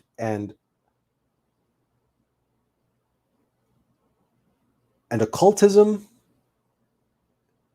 was deemed heretical by the church and could get you excommunicated at best or burned at the stake. Leonardo da Vinci was on the very edge, on the very cusp of being excommunicated his entire life. Talk about picking battles. Da Vinci was a master of walking the razor's edge, of just the edge of oblivion. Same with Michelangelo. Oh yeah, okay, he told the Pope, oh yeah, you want the Sistine Chapel painted? You want a vision of heaven? Okay, and he painted everybody and they were all nude. And then the Pope came along and said, no, you got to cover up the naughty bits. And had Michelangelo said there and put his hands on his hips and shook his head back and forth like a modern day artist probably would, and say, no, how dare you question my artistic sensibilities, then we might not have the entire body of work that Michelangelo left. We might not have David had he done that. We have to recognize whether we're talking about the Freemasons who built all the cathedrals, whether we're talking about the great painters, the Renaissance painters, we're talking about Sir Francis Bacon, and he had to write the plays of Shakespeare under a pseudonym, because we have to remember that at that time, the theater was considered vulgar. So the rest of the world has no idea that Shakespeare is not Shakespeare, that Shakespeare is Sir Francis Bacon. So look what he had to give up and sacrifice, and the battles that he had to pick and not pick, and the hills that he died on, didn't die on. Michelangelo didn't die on the hill of the Sistine Chapel. He went on and he painted swaths and robes over the naughty bits. Hey, look, the Pope is my patron. The Pope is paying me. Right? The customer gets what he wants. Practical. We have to be practical. It's no less an achievement that they're covered up, is it? Is it? And the fact that Da Vinci was able to stay in the relative favor of the church is what allowed him to get in close with kings and royalty and people of influence. But had he been excommunicated, had he pushed a little bit too far, had he picked one too many battles, the wrong battles, right? He would have been excommunicated, and he would have been lost to history. All of his work just lost in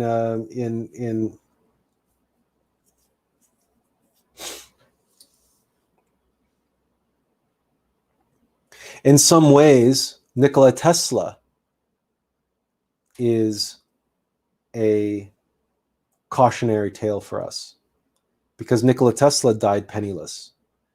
And his work, was lost. And to some degree, Walter Russell is, again, perhaps a bit of a cautionary tale for us.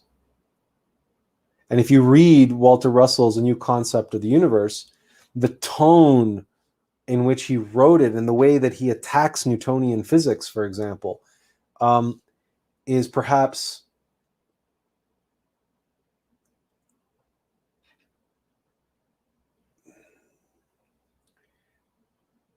not the best approach.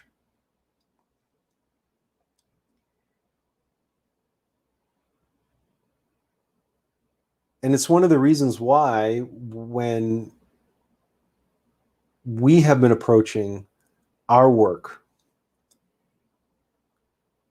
we have been ourselves going through this process of learning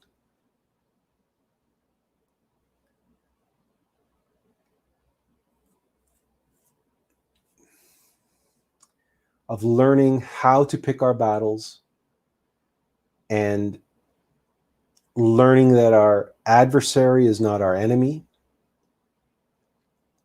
and learning that there is a way to engage without attacking and assaulting and insulting. But at the same time, also acknowledging and accepting that sometimes you just have to lay out the hard truth, and sometimes courage is called for, and you can't be afraid of the fact that people will reject the truth. They don't want to hear the hard truth. They want easy answers. They want silver bullets, and they want magic pills.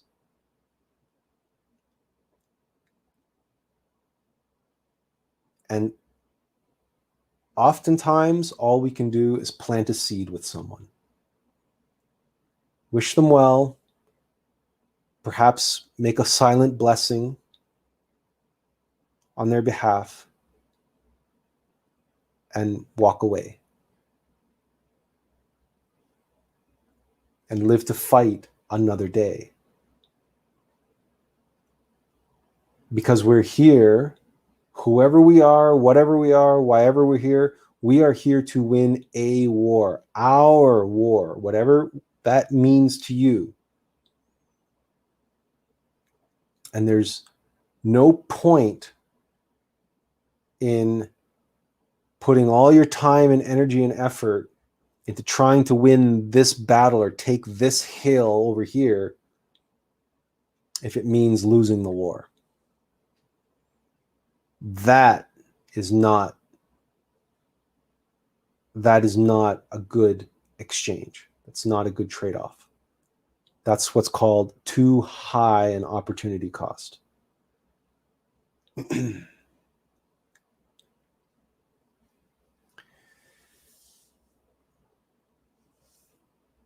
As you continue on your path, as you continue... Oh, well, here. Let's let Cassandra have the last word tonight. I think about it this way. I prevent someone from a lesson of mindfulness and awareness over dog shit. If they had learned it this week with dog shit, well then, next week, they might not have driven recklessly, because the previous week, they would have decided they needed to be more mindful about their actions. Now, driving recklessly, they end up taking a life. Perhaps impact is what is more important than intention. Precisely. Intention is nothing. The road to hell is paved with good intention. Gandhi is in hell. The end result is what matters. The end result is what matters. And we must be practical, holistic, comprehensive, and rely on the guidance of our intuition.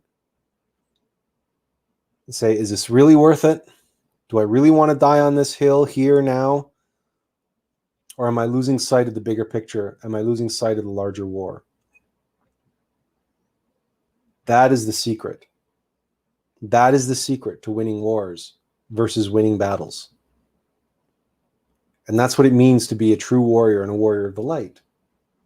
And the examples are there for us throughout all of history. Knowing when to fight. That's what wisdom is.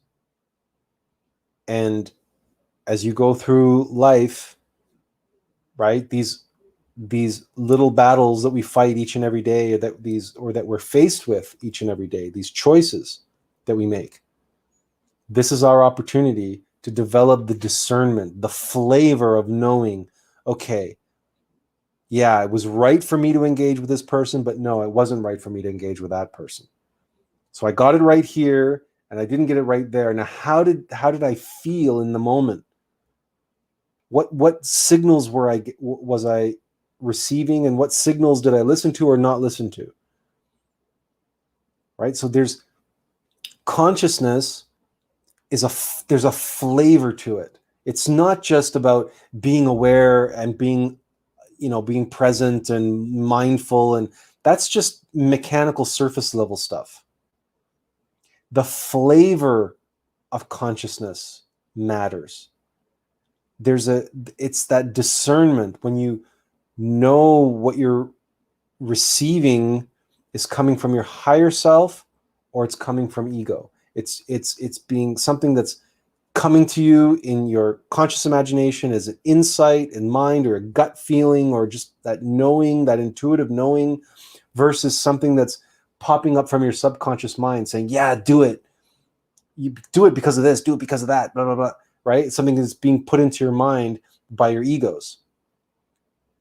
And learning the difference between that. So picking your battles day in and day out, and we all have them. And Facebook is a great place to practice this, right? Because relatively speaking, you can mitigate the damage potentially that you might do. So Facebook and your family and other places where and also, for example, mask mandates.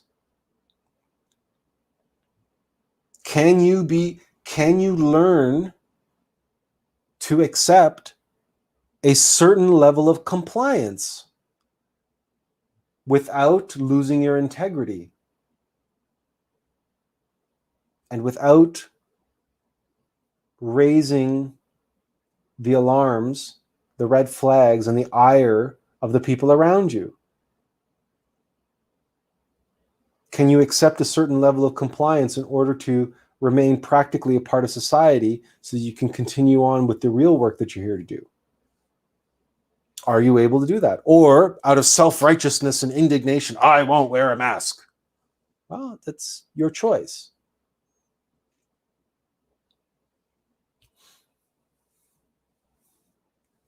Personally, we wear a mask. We haven't gotten the jab. That's where we draw the line personally. But that's because we have knowledge of what's in that serum. It is a serum. It's a serum. It's a concoction. It's a potion. It's not what they say it is. That's for sure. That's 100% certainty. It is not what they claim it to be. And so that's where we personally draw the line. And that means that here in Canada, we can't go out. We can't go to public places. We can go shopping. We can't go to restaurants. Can't go to movie theaters. We can't go to other certain public gatherings. We were able to go to the hospital. We can go to doctor's offices and dentist offices. We were able to go to essential services. But non-essential services, closed off to us. And that's a sacrifice we're willing to make. What we're not willing to do is accept the serum, the poison, the toxin, and worse, that's in that concoction that they're injecting with people. Now, Are we making a big deal out of it? Are we marching in the street, pounding our chests and saying that nobody should get it? No, we're not doing that. And we've explained why we're not doing that.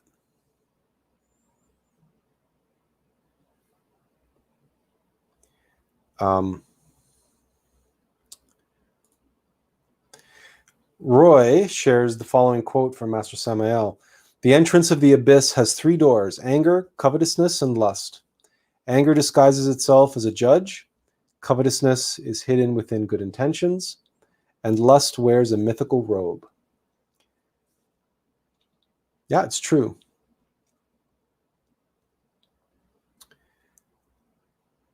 But this is one of many quotes that Samael Weor made, which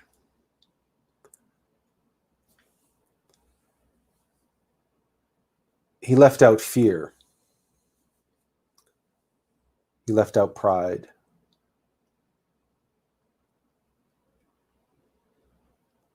Beast mode quote, sure. But he left out fear. Covetousness as envy, sure.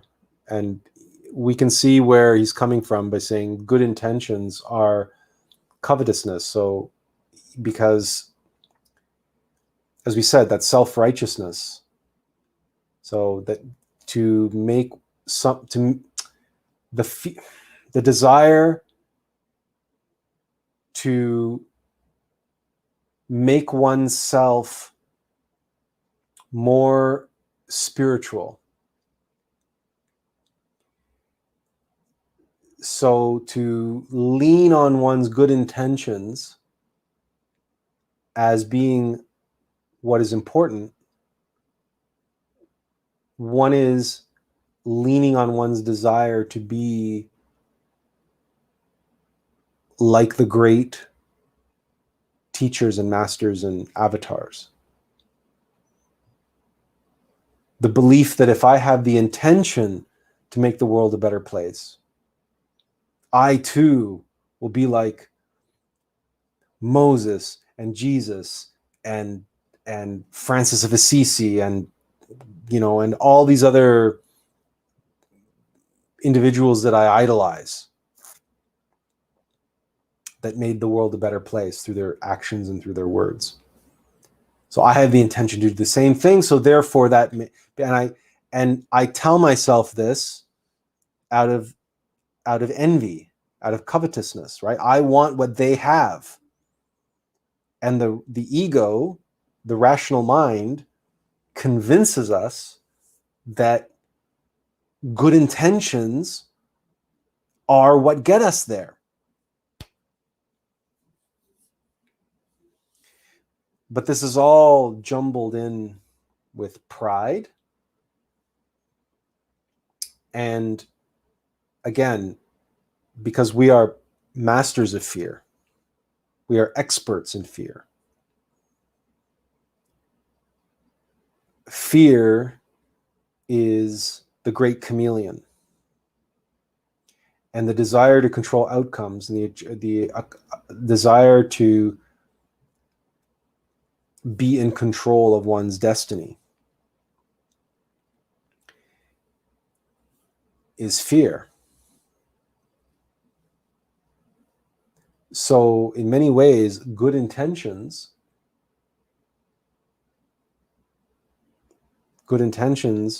and leaning on good intentions are our attempt at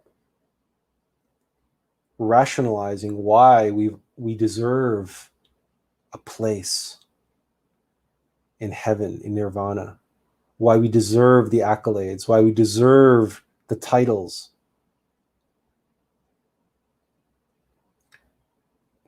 The rewards. We are more deserving than we are. Well, that sense of entitlement is pride, but the desire for status and stature and accolades and rewards and awards simply for having good intentions is a desire for comfort and security that's masking this inner insecurity. And insecurity is fear.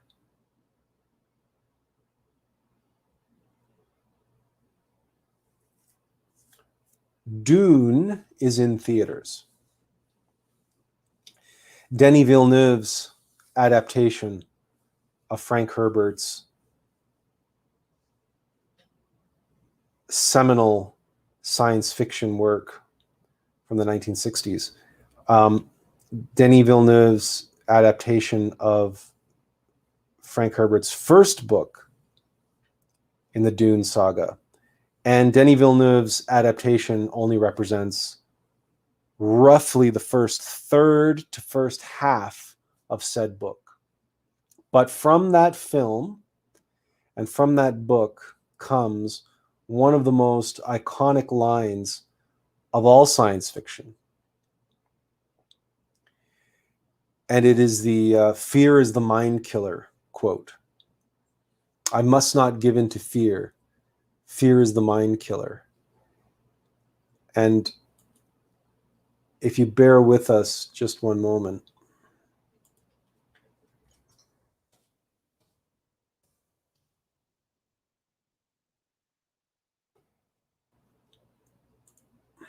The quote is, I must not fear. Fear is the mind killer. Fear is the little death that brings total obliteration. I will face my fear. I will permit it to pass over me and through me.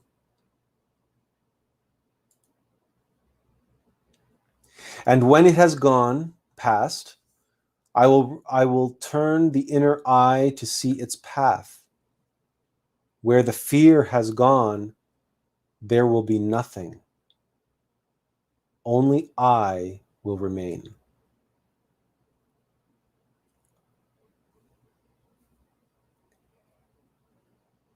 If one meditates on this passage, you can find this passage on the internet. Just look up, well, here. You don't have to look up anything. There's a link.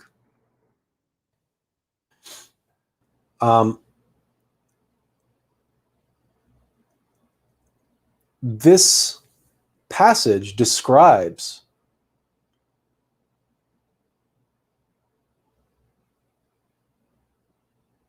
in a very simple, straightforward way the act of observing and transforming the impression of fear. And not just that, but if this process were to be repeated in meditation, in retrospection meditation, the passage is describing the process of meditation, comprehension, and elimination of ego, specifically the ego of fear.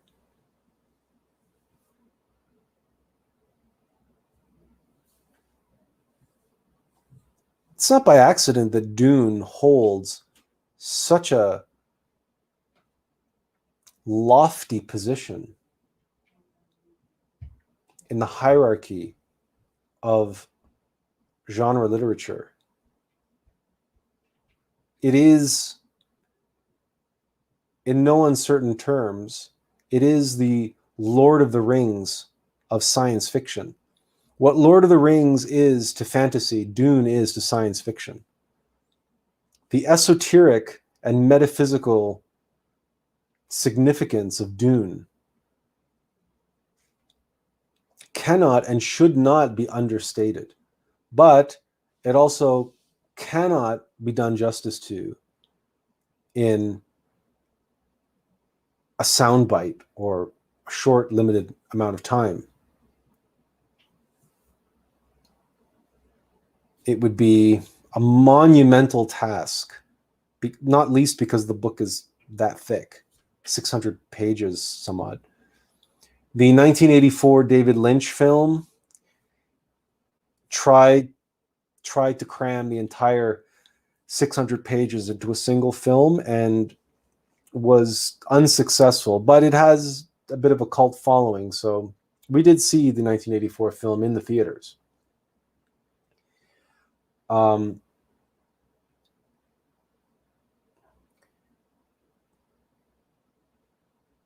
The issue with Dune, if there is an issue, is that, like Lord of the Rings, it is a monumental epic. And the amount of time and energy and effort one can spend trying to unpack and unveil all of the esoteric significance and meaning buried deep within the sand dunes, if you will forgive the metaphor.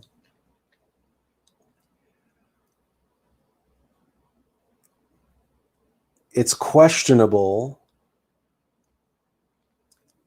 how effective a use of your time and energy it will be.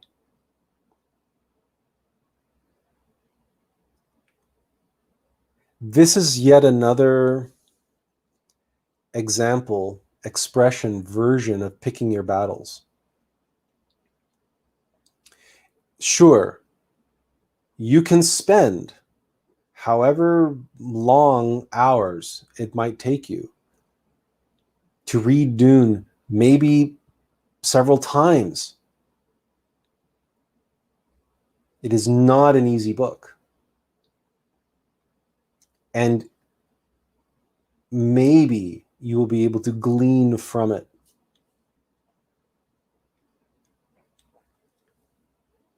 something of tremendous value. Maybe it'll speak to your consciousness. It'll speak to your soul. Maybe it will spark, ignite a fire of illumination within you. Or maybe, like so many countless others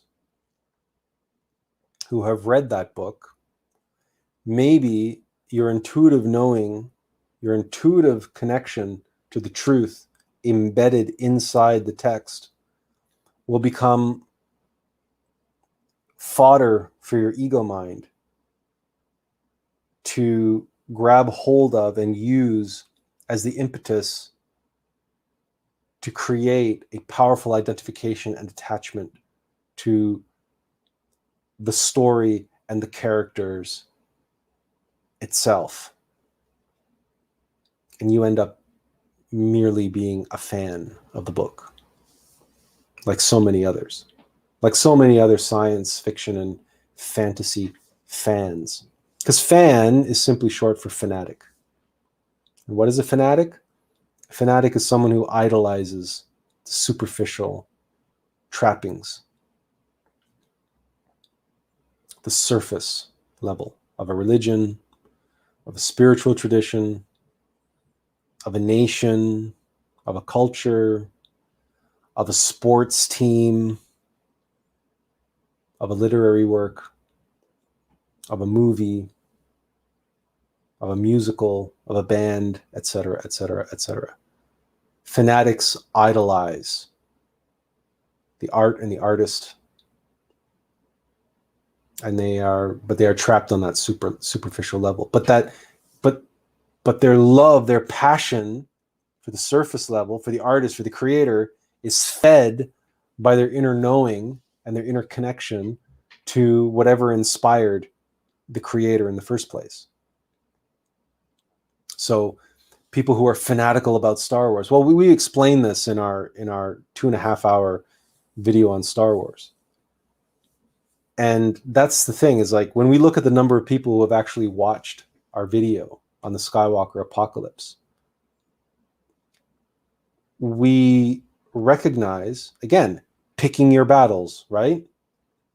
We have made incredibly lengthy analyses and unveilings of The Lion King. We never even finished Gladiator. We only got about 2/3 of the way through the film because so few people were reading that article. So few people were getting any value out of the work that we were doing, unveiling it, that we realized it wasn't worth it. We're not going to die on that hill anymore. Our 2.5-hour video on the Skywalker apocalypse, on the trilogy of Star Wars trilogies, it was something that we had to do, and we did it.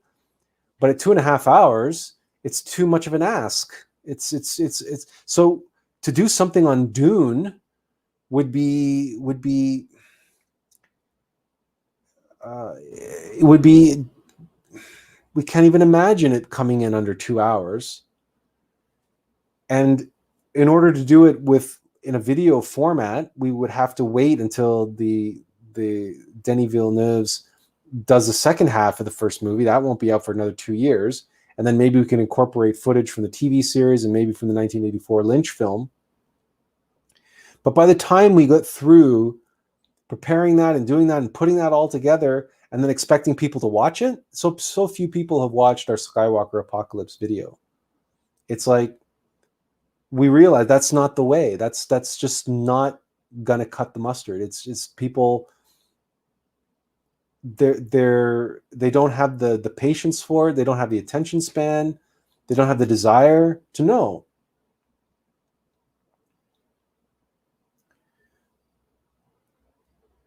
When we were young, we wanted to be a filmmaker. Atlas Arts was the first aspect of the Atlas project, which came into being, was Atlas Arts. And we were going to be, that's why we went into English and drama in university.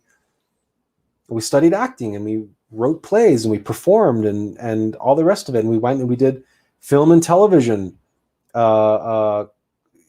school after university. And we were going to change the world by creating uplifting high art in movies and television and on the stage. And then here we are, having to unveil and unpack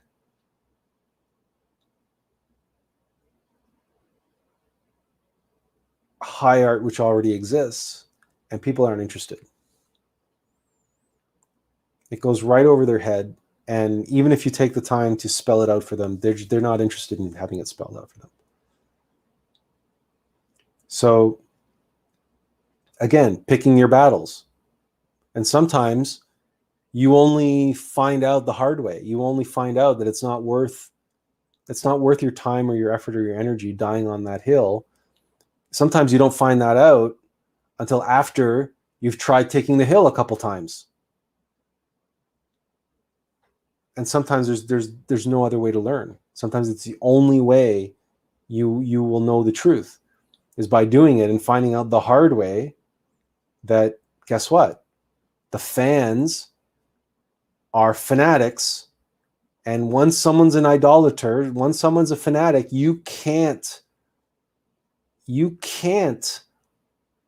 defanaticize them. Is that even a word? It's a lost cause. There's tremendous, right? So again, we promised you practical examples and case studies.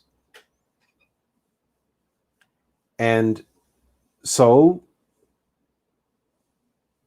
when it comes to this whole picking your battles thing, we have quite a bit of experience in our own way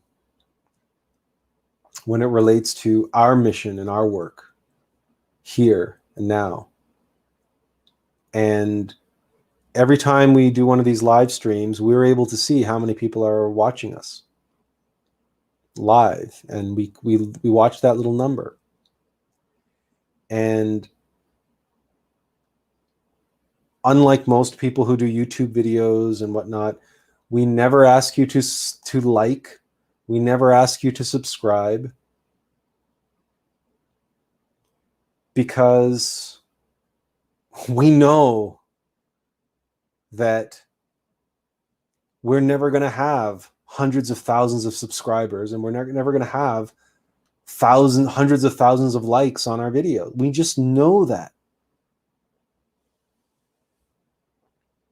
And we have a Patreon page. We started a Patreon page, and a couple of the individuals on this live stream tonight even contributed to our Patreon. And we appreciate that, but we know that we're never going to make a living doing this work, or at least this work, right? This Patreon stuff, this YouTube stuff. And it's like we're not going to die on that hill. That's a battle that we're no longer fighting. We know that what we have to say and what we have to share is not popular, and it's not going to be popular. It's always been for the few.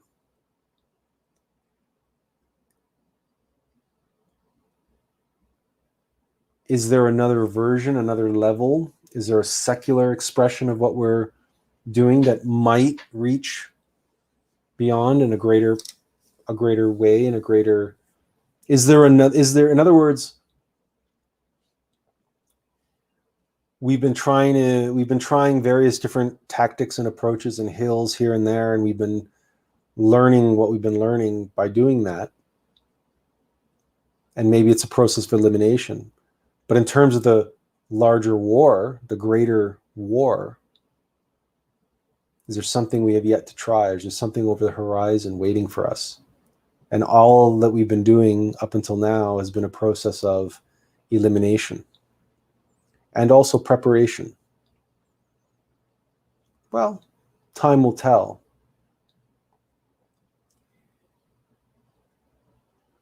But nothing happens before its time. So the other thing about this whole picking your battle things is, for example, we started on our book, but we had to put it aside. We were told to put it aside. It's very often the case with us. We have premonitions and we have intuitions that relate to the future, because time doesn't exist. Time is just an illusion. So we have access and knowledge of things which are very much not in the now, although they feel very much in the now, but they're not in the now. They're not intended for the now, but we still get insights into them. And so we might begin acting on them, but then we're told to just put it aside because there's other things that have to happen in between. So our book is on the back burner. And part of us is like, well, the world's not ready for it yet. And we're not ready to write it yet.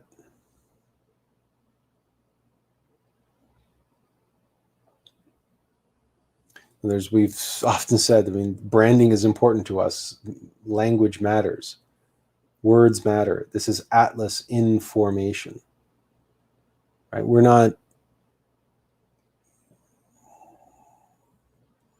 We are not yet that which we need to be.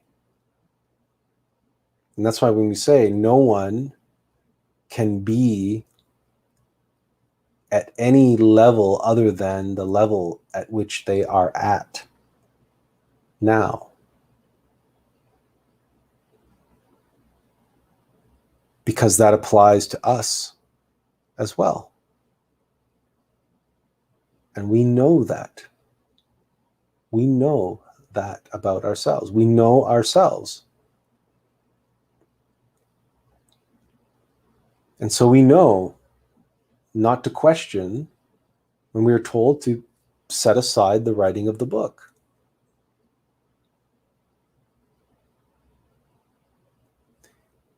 picking your battles, if that's all about being practical, there is nothing more practical than knowing yourself.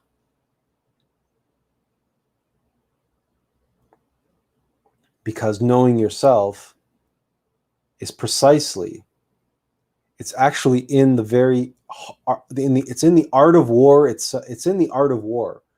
It's probably the most famous quote from Sun Tzu's Art of War. Know your enemy, know yourself even more. It is from the Art of War. Art of War, to the best of our knowledge, no guru, no master, no spiritual teacher has ever chosen the Art of War by Sun Tzu as source material for spiritual insight. And yet here we are in this moment telling you precisely that know yourself isn't just carved onto the Oracle of Delphi and the Temple of Luxor. Even Sun Tzu knew to know yourself. And he was writing a manual on military strategy. But if we're going to give a talk about picking your battles, and we're going to talk about how to be a spiritual warrior, well, you're damn right, we're going to quote Sun Tzu at some point. Because he was a master at war. That's what he was a master of. He was a master of military strategy. He was a master of war. And it's not by accident we brought in business, because business people have been reading Sun Tzu's Art of War for decades. For decades.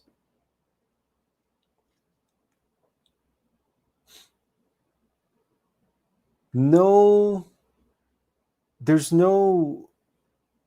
one has exclusivity over the truth. There are no confines or boundaries to the Aum of life. The great Aum, the analogous ultimate methodology, is in all phenomena, which is ultimately what our book is about. Our book, its one and only purpose is to show the reader how to connect with the Aum of life in every phenomena they encounter, including themselves. And to make the book itself and the reading of the book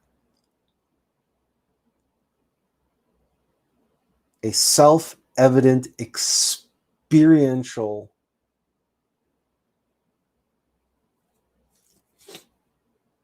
knowledge. So a self-evident experience of that truth.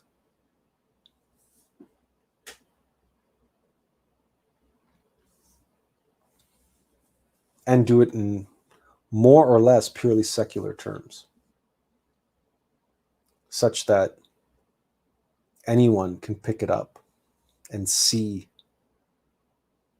what they've been missing, and see what all those crazy religions and what all those great crazy mythologies and fairy tales and high art and nature and physics and astronomy and astrology and numerology and geometry and what it's all, and biology and physiology, what it's all been showing them and trying to say to them and speaking to them, the logos.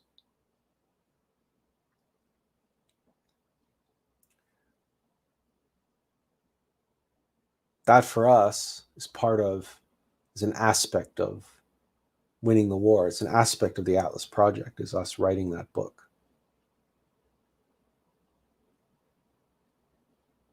So getting there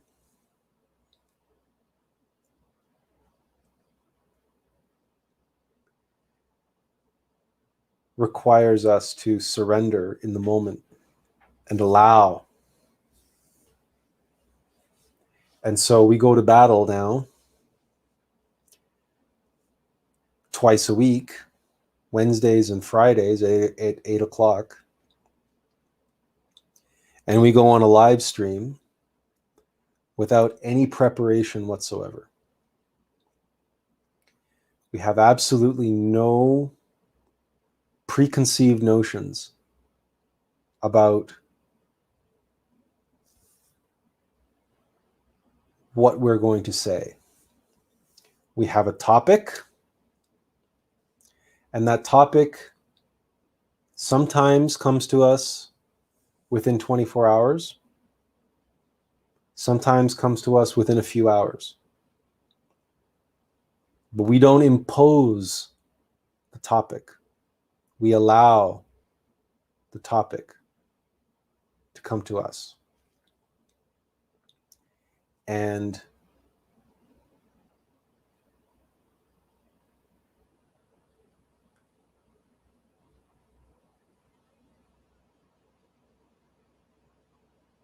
what flows is what needs to. And we just surrender to the moment. And very often we will approach that 2-hour mark, like we did during the last live stream, like we did again this evening. And we're all ready to say, okay, good night after 2 hours. And then something will shift. And all of a sudden, there's a whole new avenue, a whole new aspect that needs to be explored, that needs to be shared, that blows open the topic and takes it into a different direction or a different embellishment or different level of depth and appreciation. In both Friday's live stream and tonight, the third hour has taken a very personal turn and has taken a very intimate turn, and it's gone to a different level of appreciation of what it means to pick your battles and what that means in a practical case study approach. And we're sharing with you our own personal experience of this and how we're working through this on a continual, ongoing basis as it relates to our own destiny, as it relates to the purpose for our being and our being here, and for our doing this here and now in this moment for you and with you together.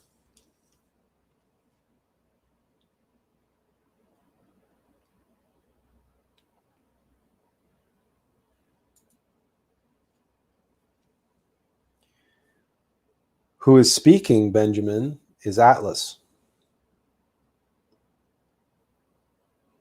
I'm just a messenger. I'm just a vessel. That's all I am.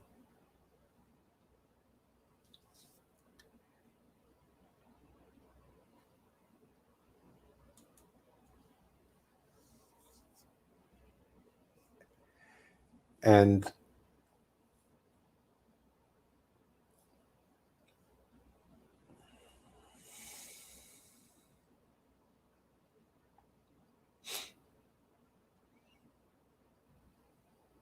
we are all of us members of the same great army, the army of the Logos. Master Samael called it the army of world salvation. Unfortunately, there just happens to be a non-for-profit organization called the Salvation Army, but the two things are not related. But army of world salvation. We've often said, if you go to the atlasproject.com and you see some of the information there, but also some of the other information that we've shared in past live streams, if you consider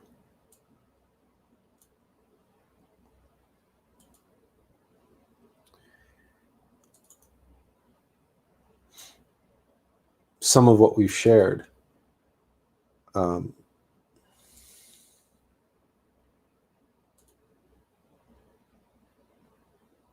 oops.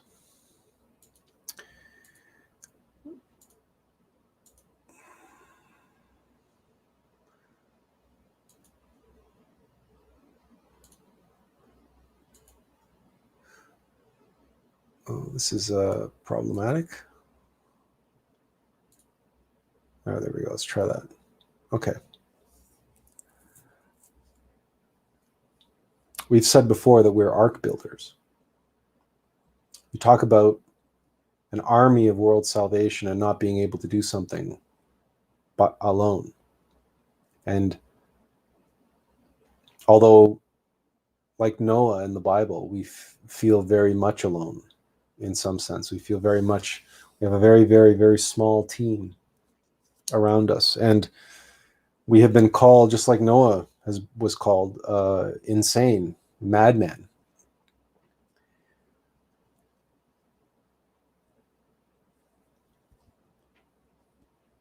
But we have this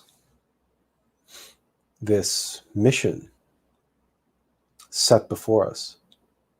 And it's only a matter of time until the world is ready, until the world begins to see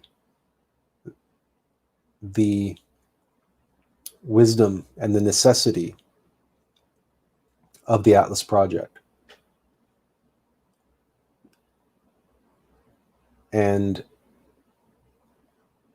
But by that time, it'll be too late. So we have to prepare, and we are doing everything in our power to prepare and get our ducks in a row, as it were. But we're picking our battles. And we recognize that we can't burn any bridges, because this is such a huge undertaking. And it's something that we've carried with us on our shoulders since we were a child.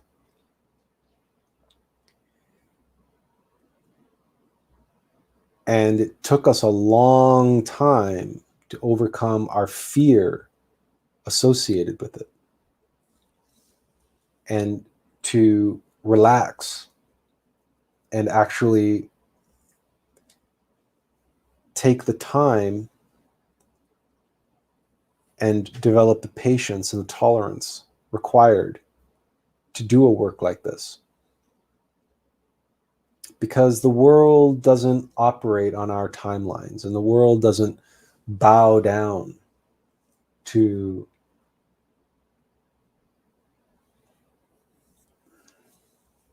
our ideas or notions of what would be ideal given the work that we're here to do.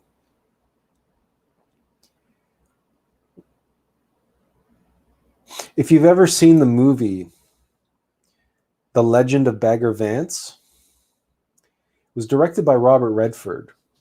It stars Matt Damon and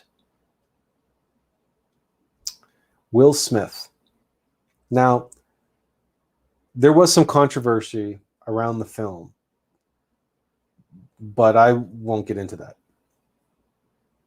There is a scene where, so The Legend of Bagger Vance, he plays a caddy, but Will Smith plays a caddy to Matt Damon. And he's helping Matt Damon make a comeback in golf. And he's explaining to Matt Damon, you've got to read the field. You've got to take it all in. He's explaining to him how you have to be mindful and aware and conscious. You have to be able to see the big picture of what's out there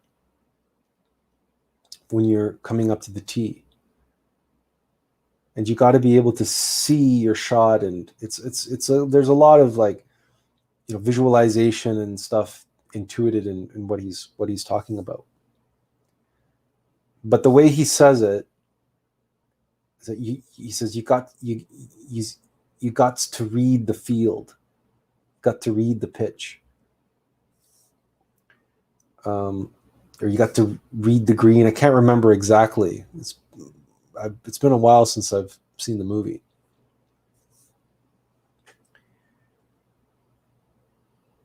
But it could very well be a paraphrase out of Sun Tzu's Art of War.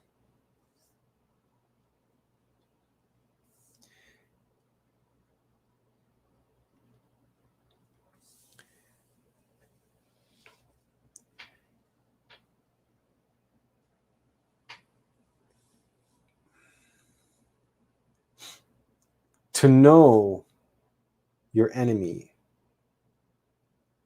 and to know yourself, and then to see the field of battle. You've got to read it. You have to read it. And you have to read it like you would poetry, like you would mythology, like you would scripture. Not on the surface level,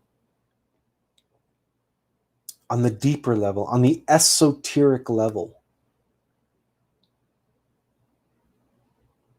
So you got to feel into it.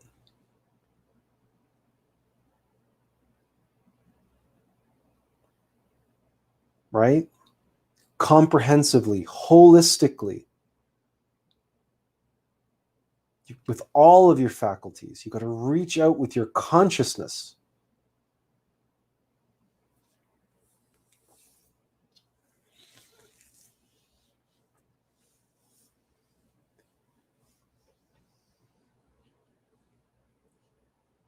And we're ultimately able to do that through that metaphysical fact that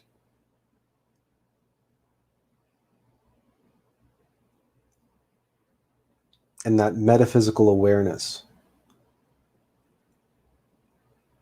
of ourself, our innermost being, and the being of our being, the cosmic Christ, the Logos. Because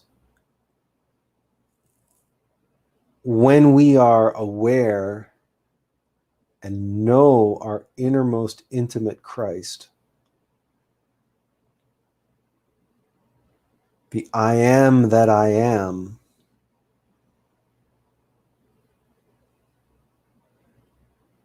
we know that our enemy has within them the same I am that I am. And the field that we are looking out at, observing, watching, reading, learning, feeling,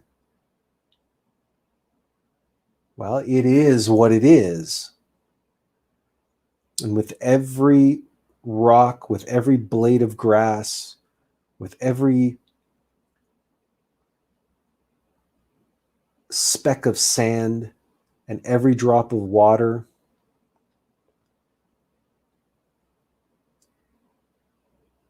it all is what it is and has within it a spark, a seed, an essence of the Logos, of the great I am that I am.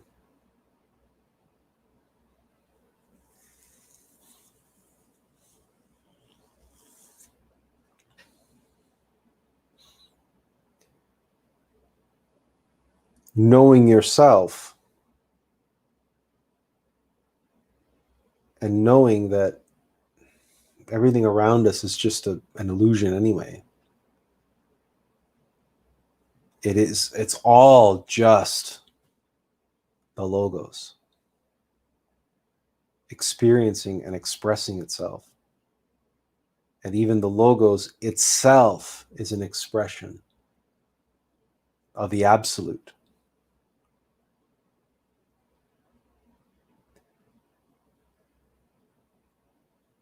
To arrive at a place where you can know that and experience that, you can know that there's no such thing really as an enemy. There is only an adversary. And what doesn't kill you makes you stronger. And that everything is a temporary construct. And as the Tao teaches us, that which in this moment looks bad, in the next moment might be a miracle. And so that's why there's this cliche about the Chinese character for crisis includes the character for opportunity. Or sorry, threat and opportunity, and that's combined, they create crisis. It's like the Tao. But crisis is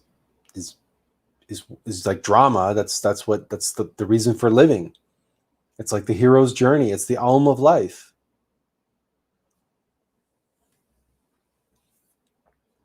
So all of this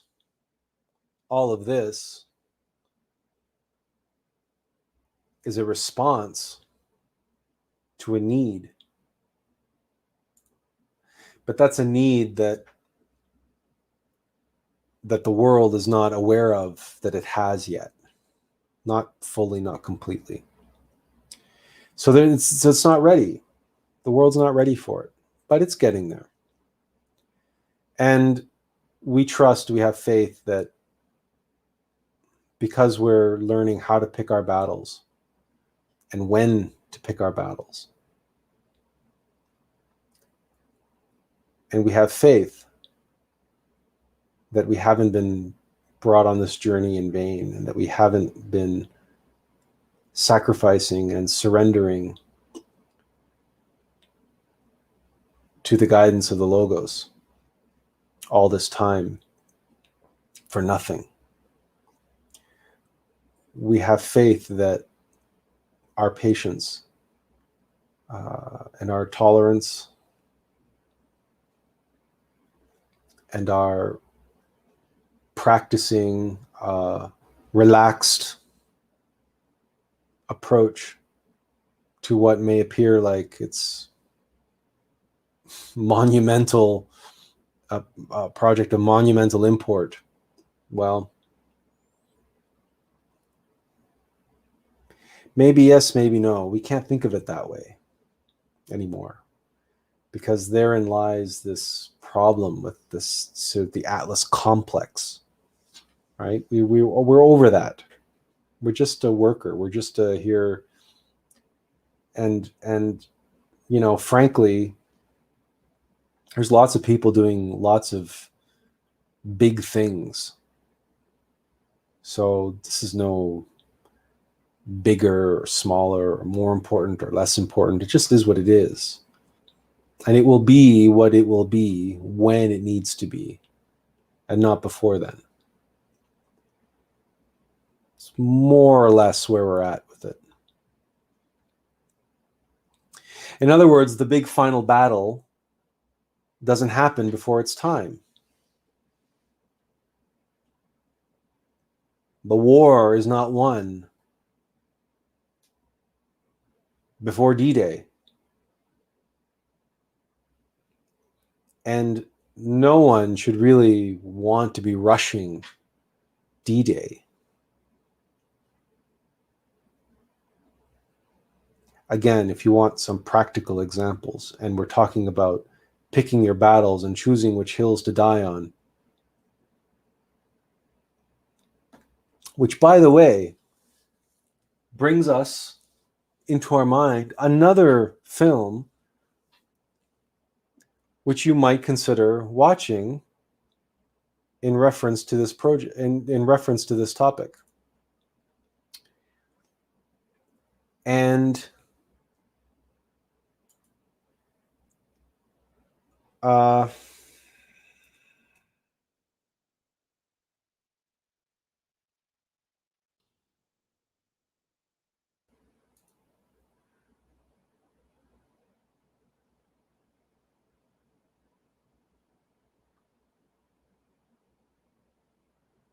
No, what was that film?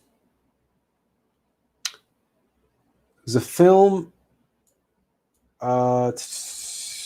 Mel Gibson directed it, and it was Andrew Garfield.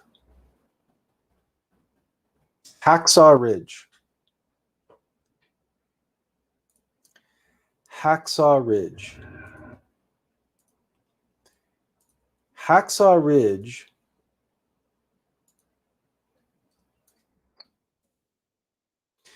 is the true story, based on a true story, of a soldier who now is it Vietnam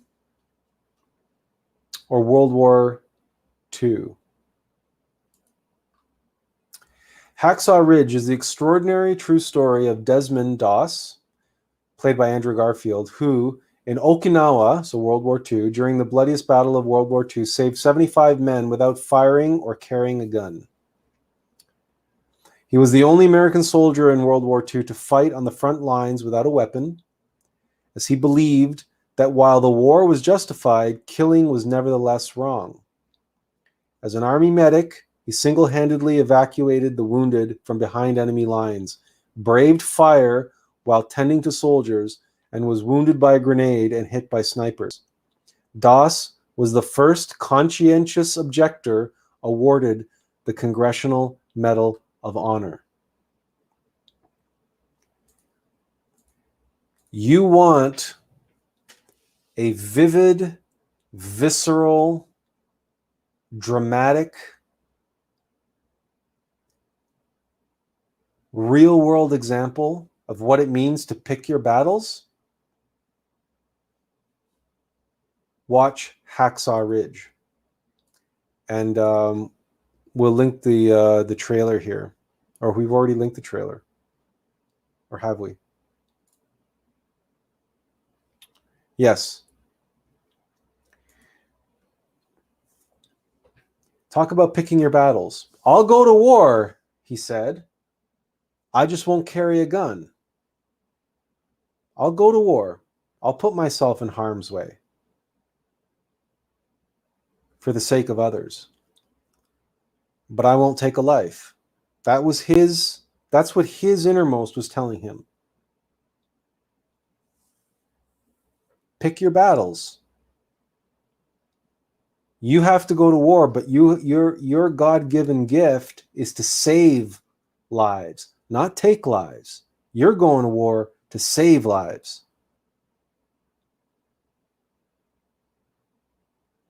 Now that's courage. That's courage. Not everybody who goes to war takes that path, but that was the path that he was told to take, and he took it. And everybody said he was crazy. It's a worthwhile film. It's one of Mel Gibson's better films. And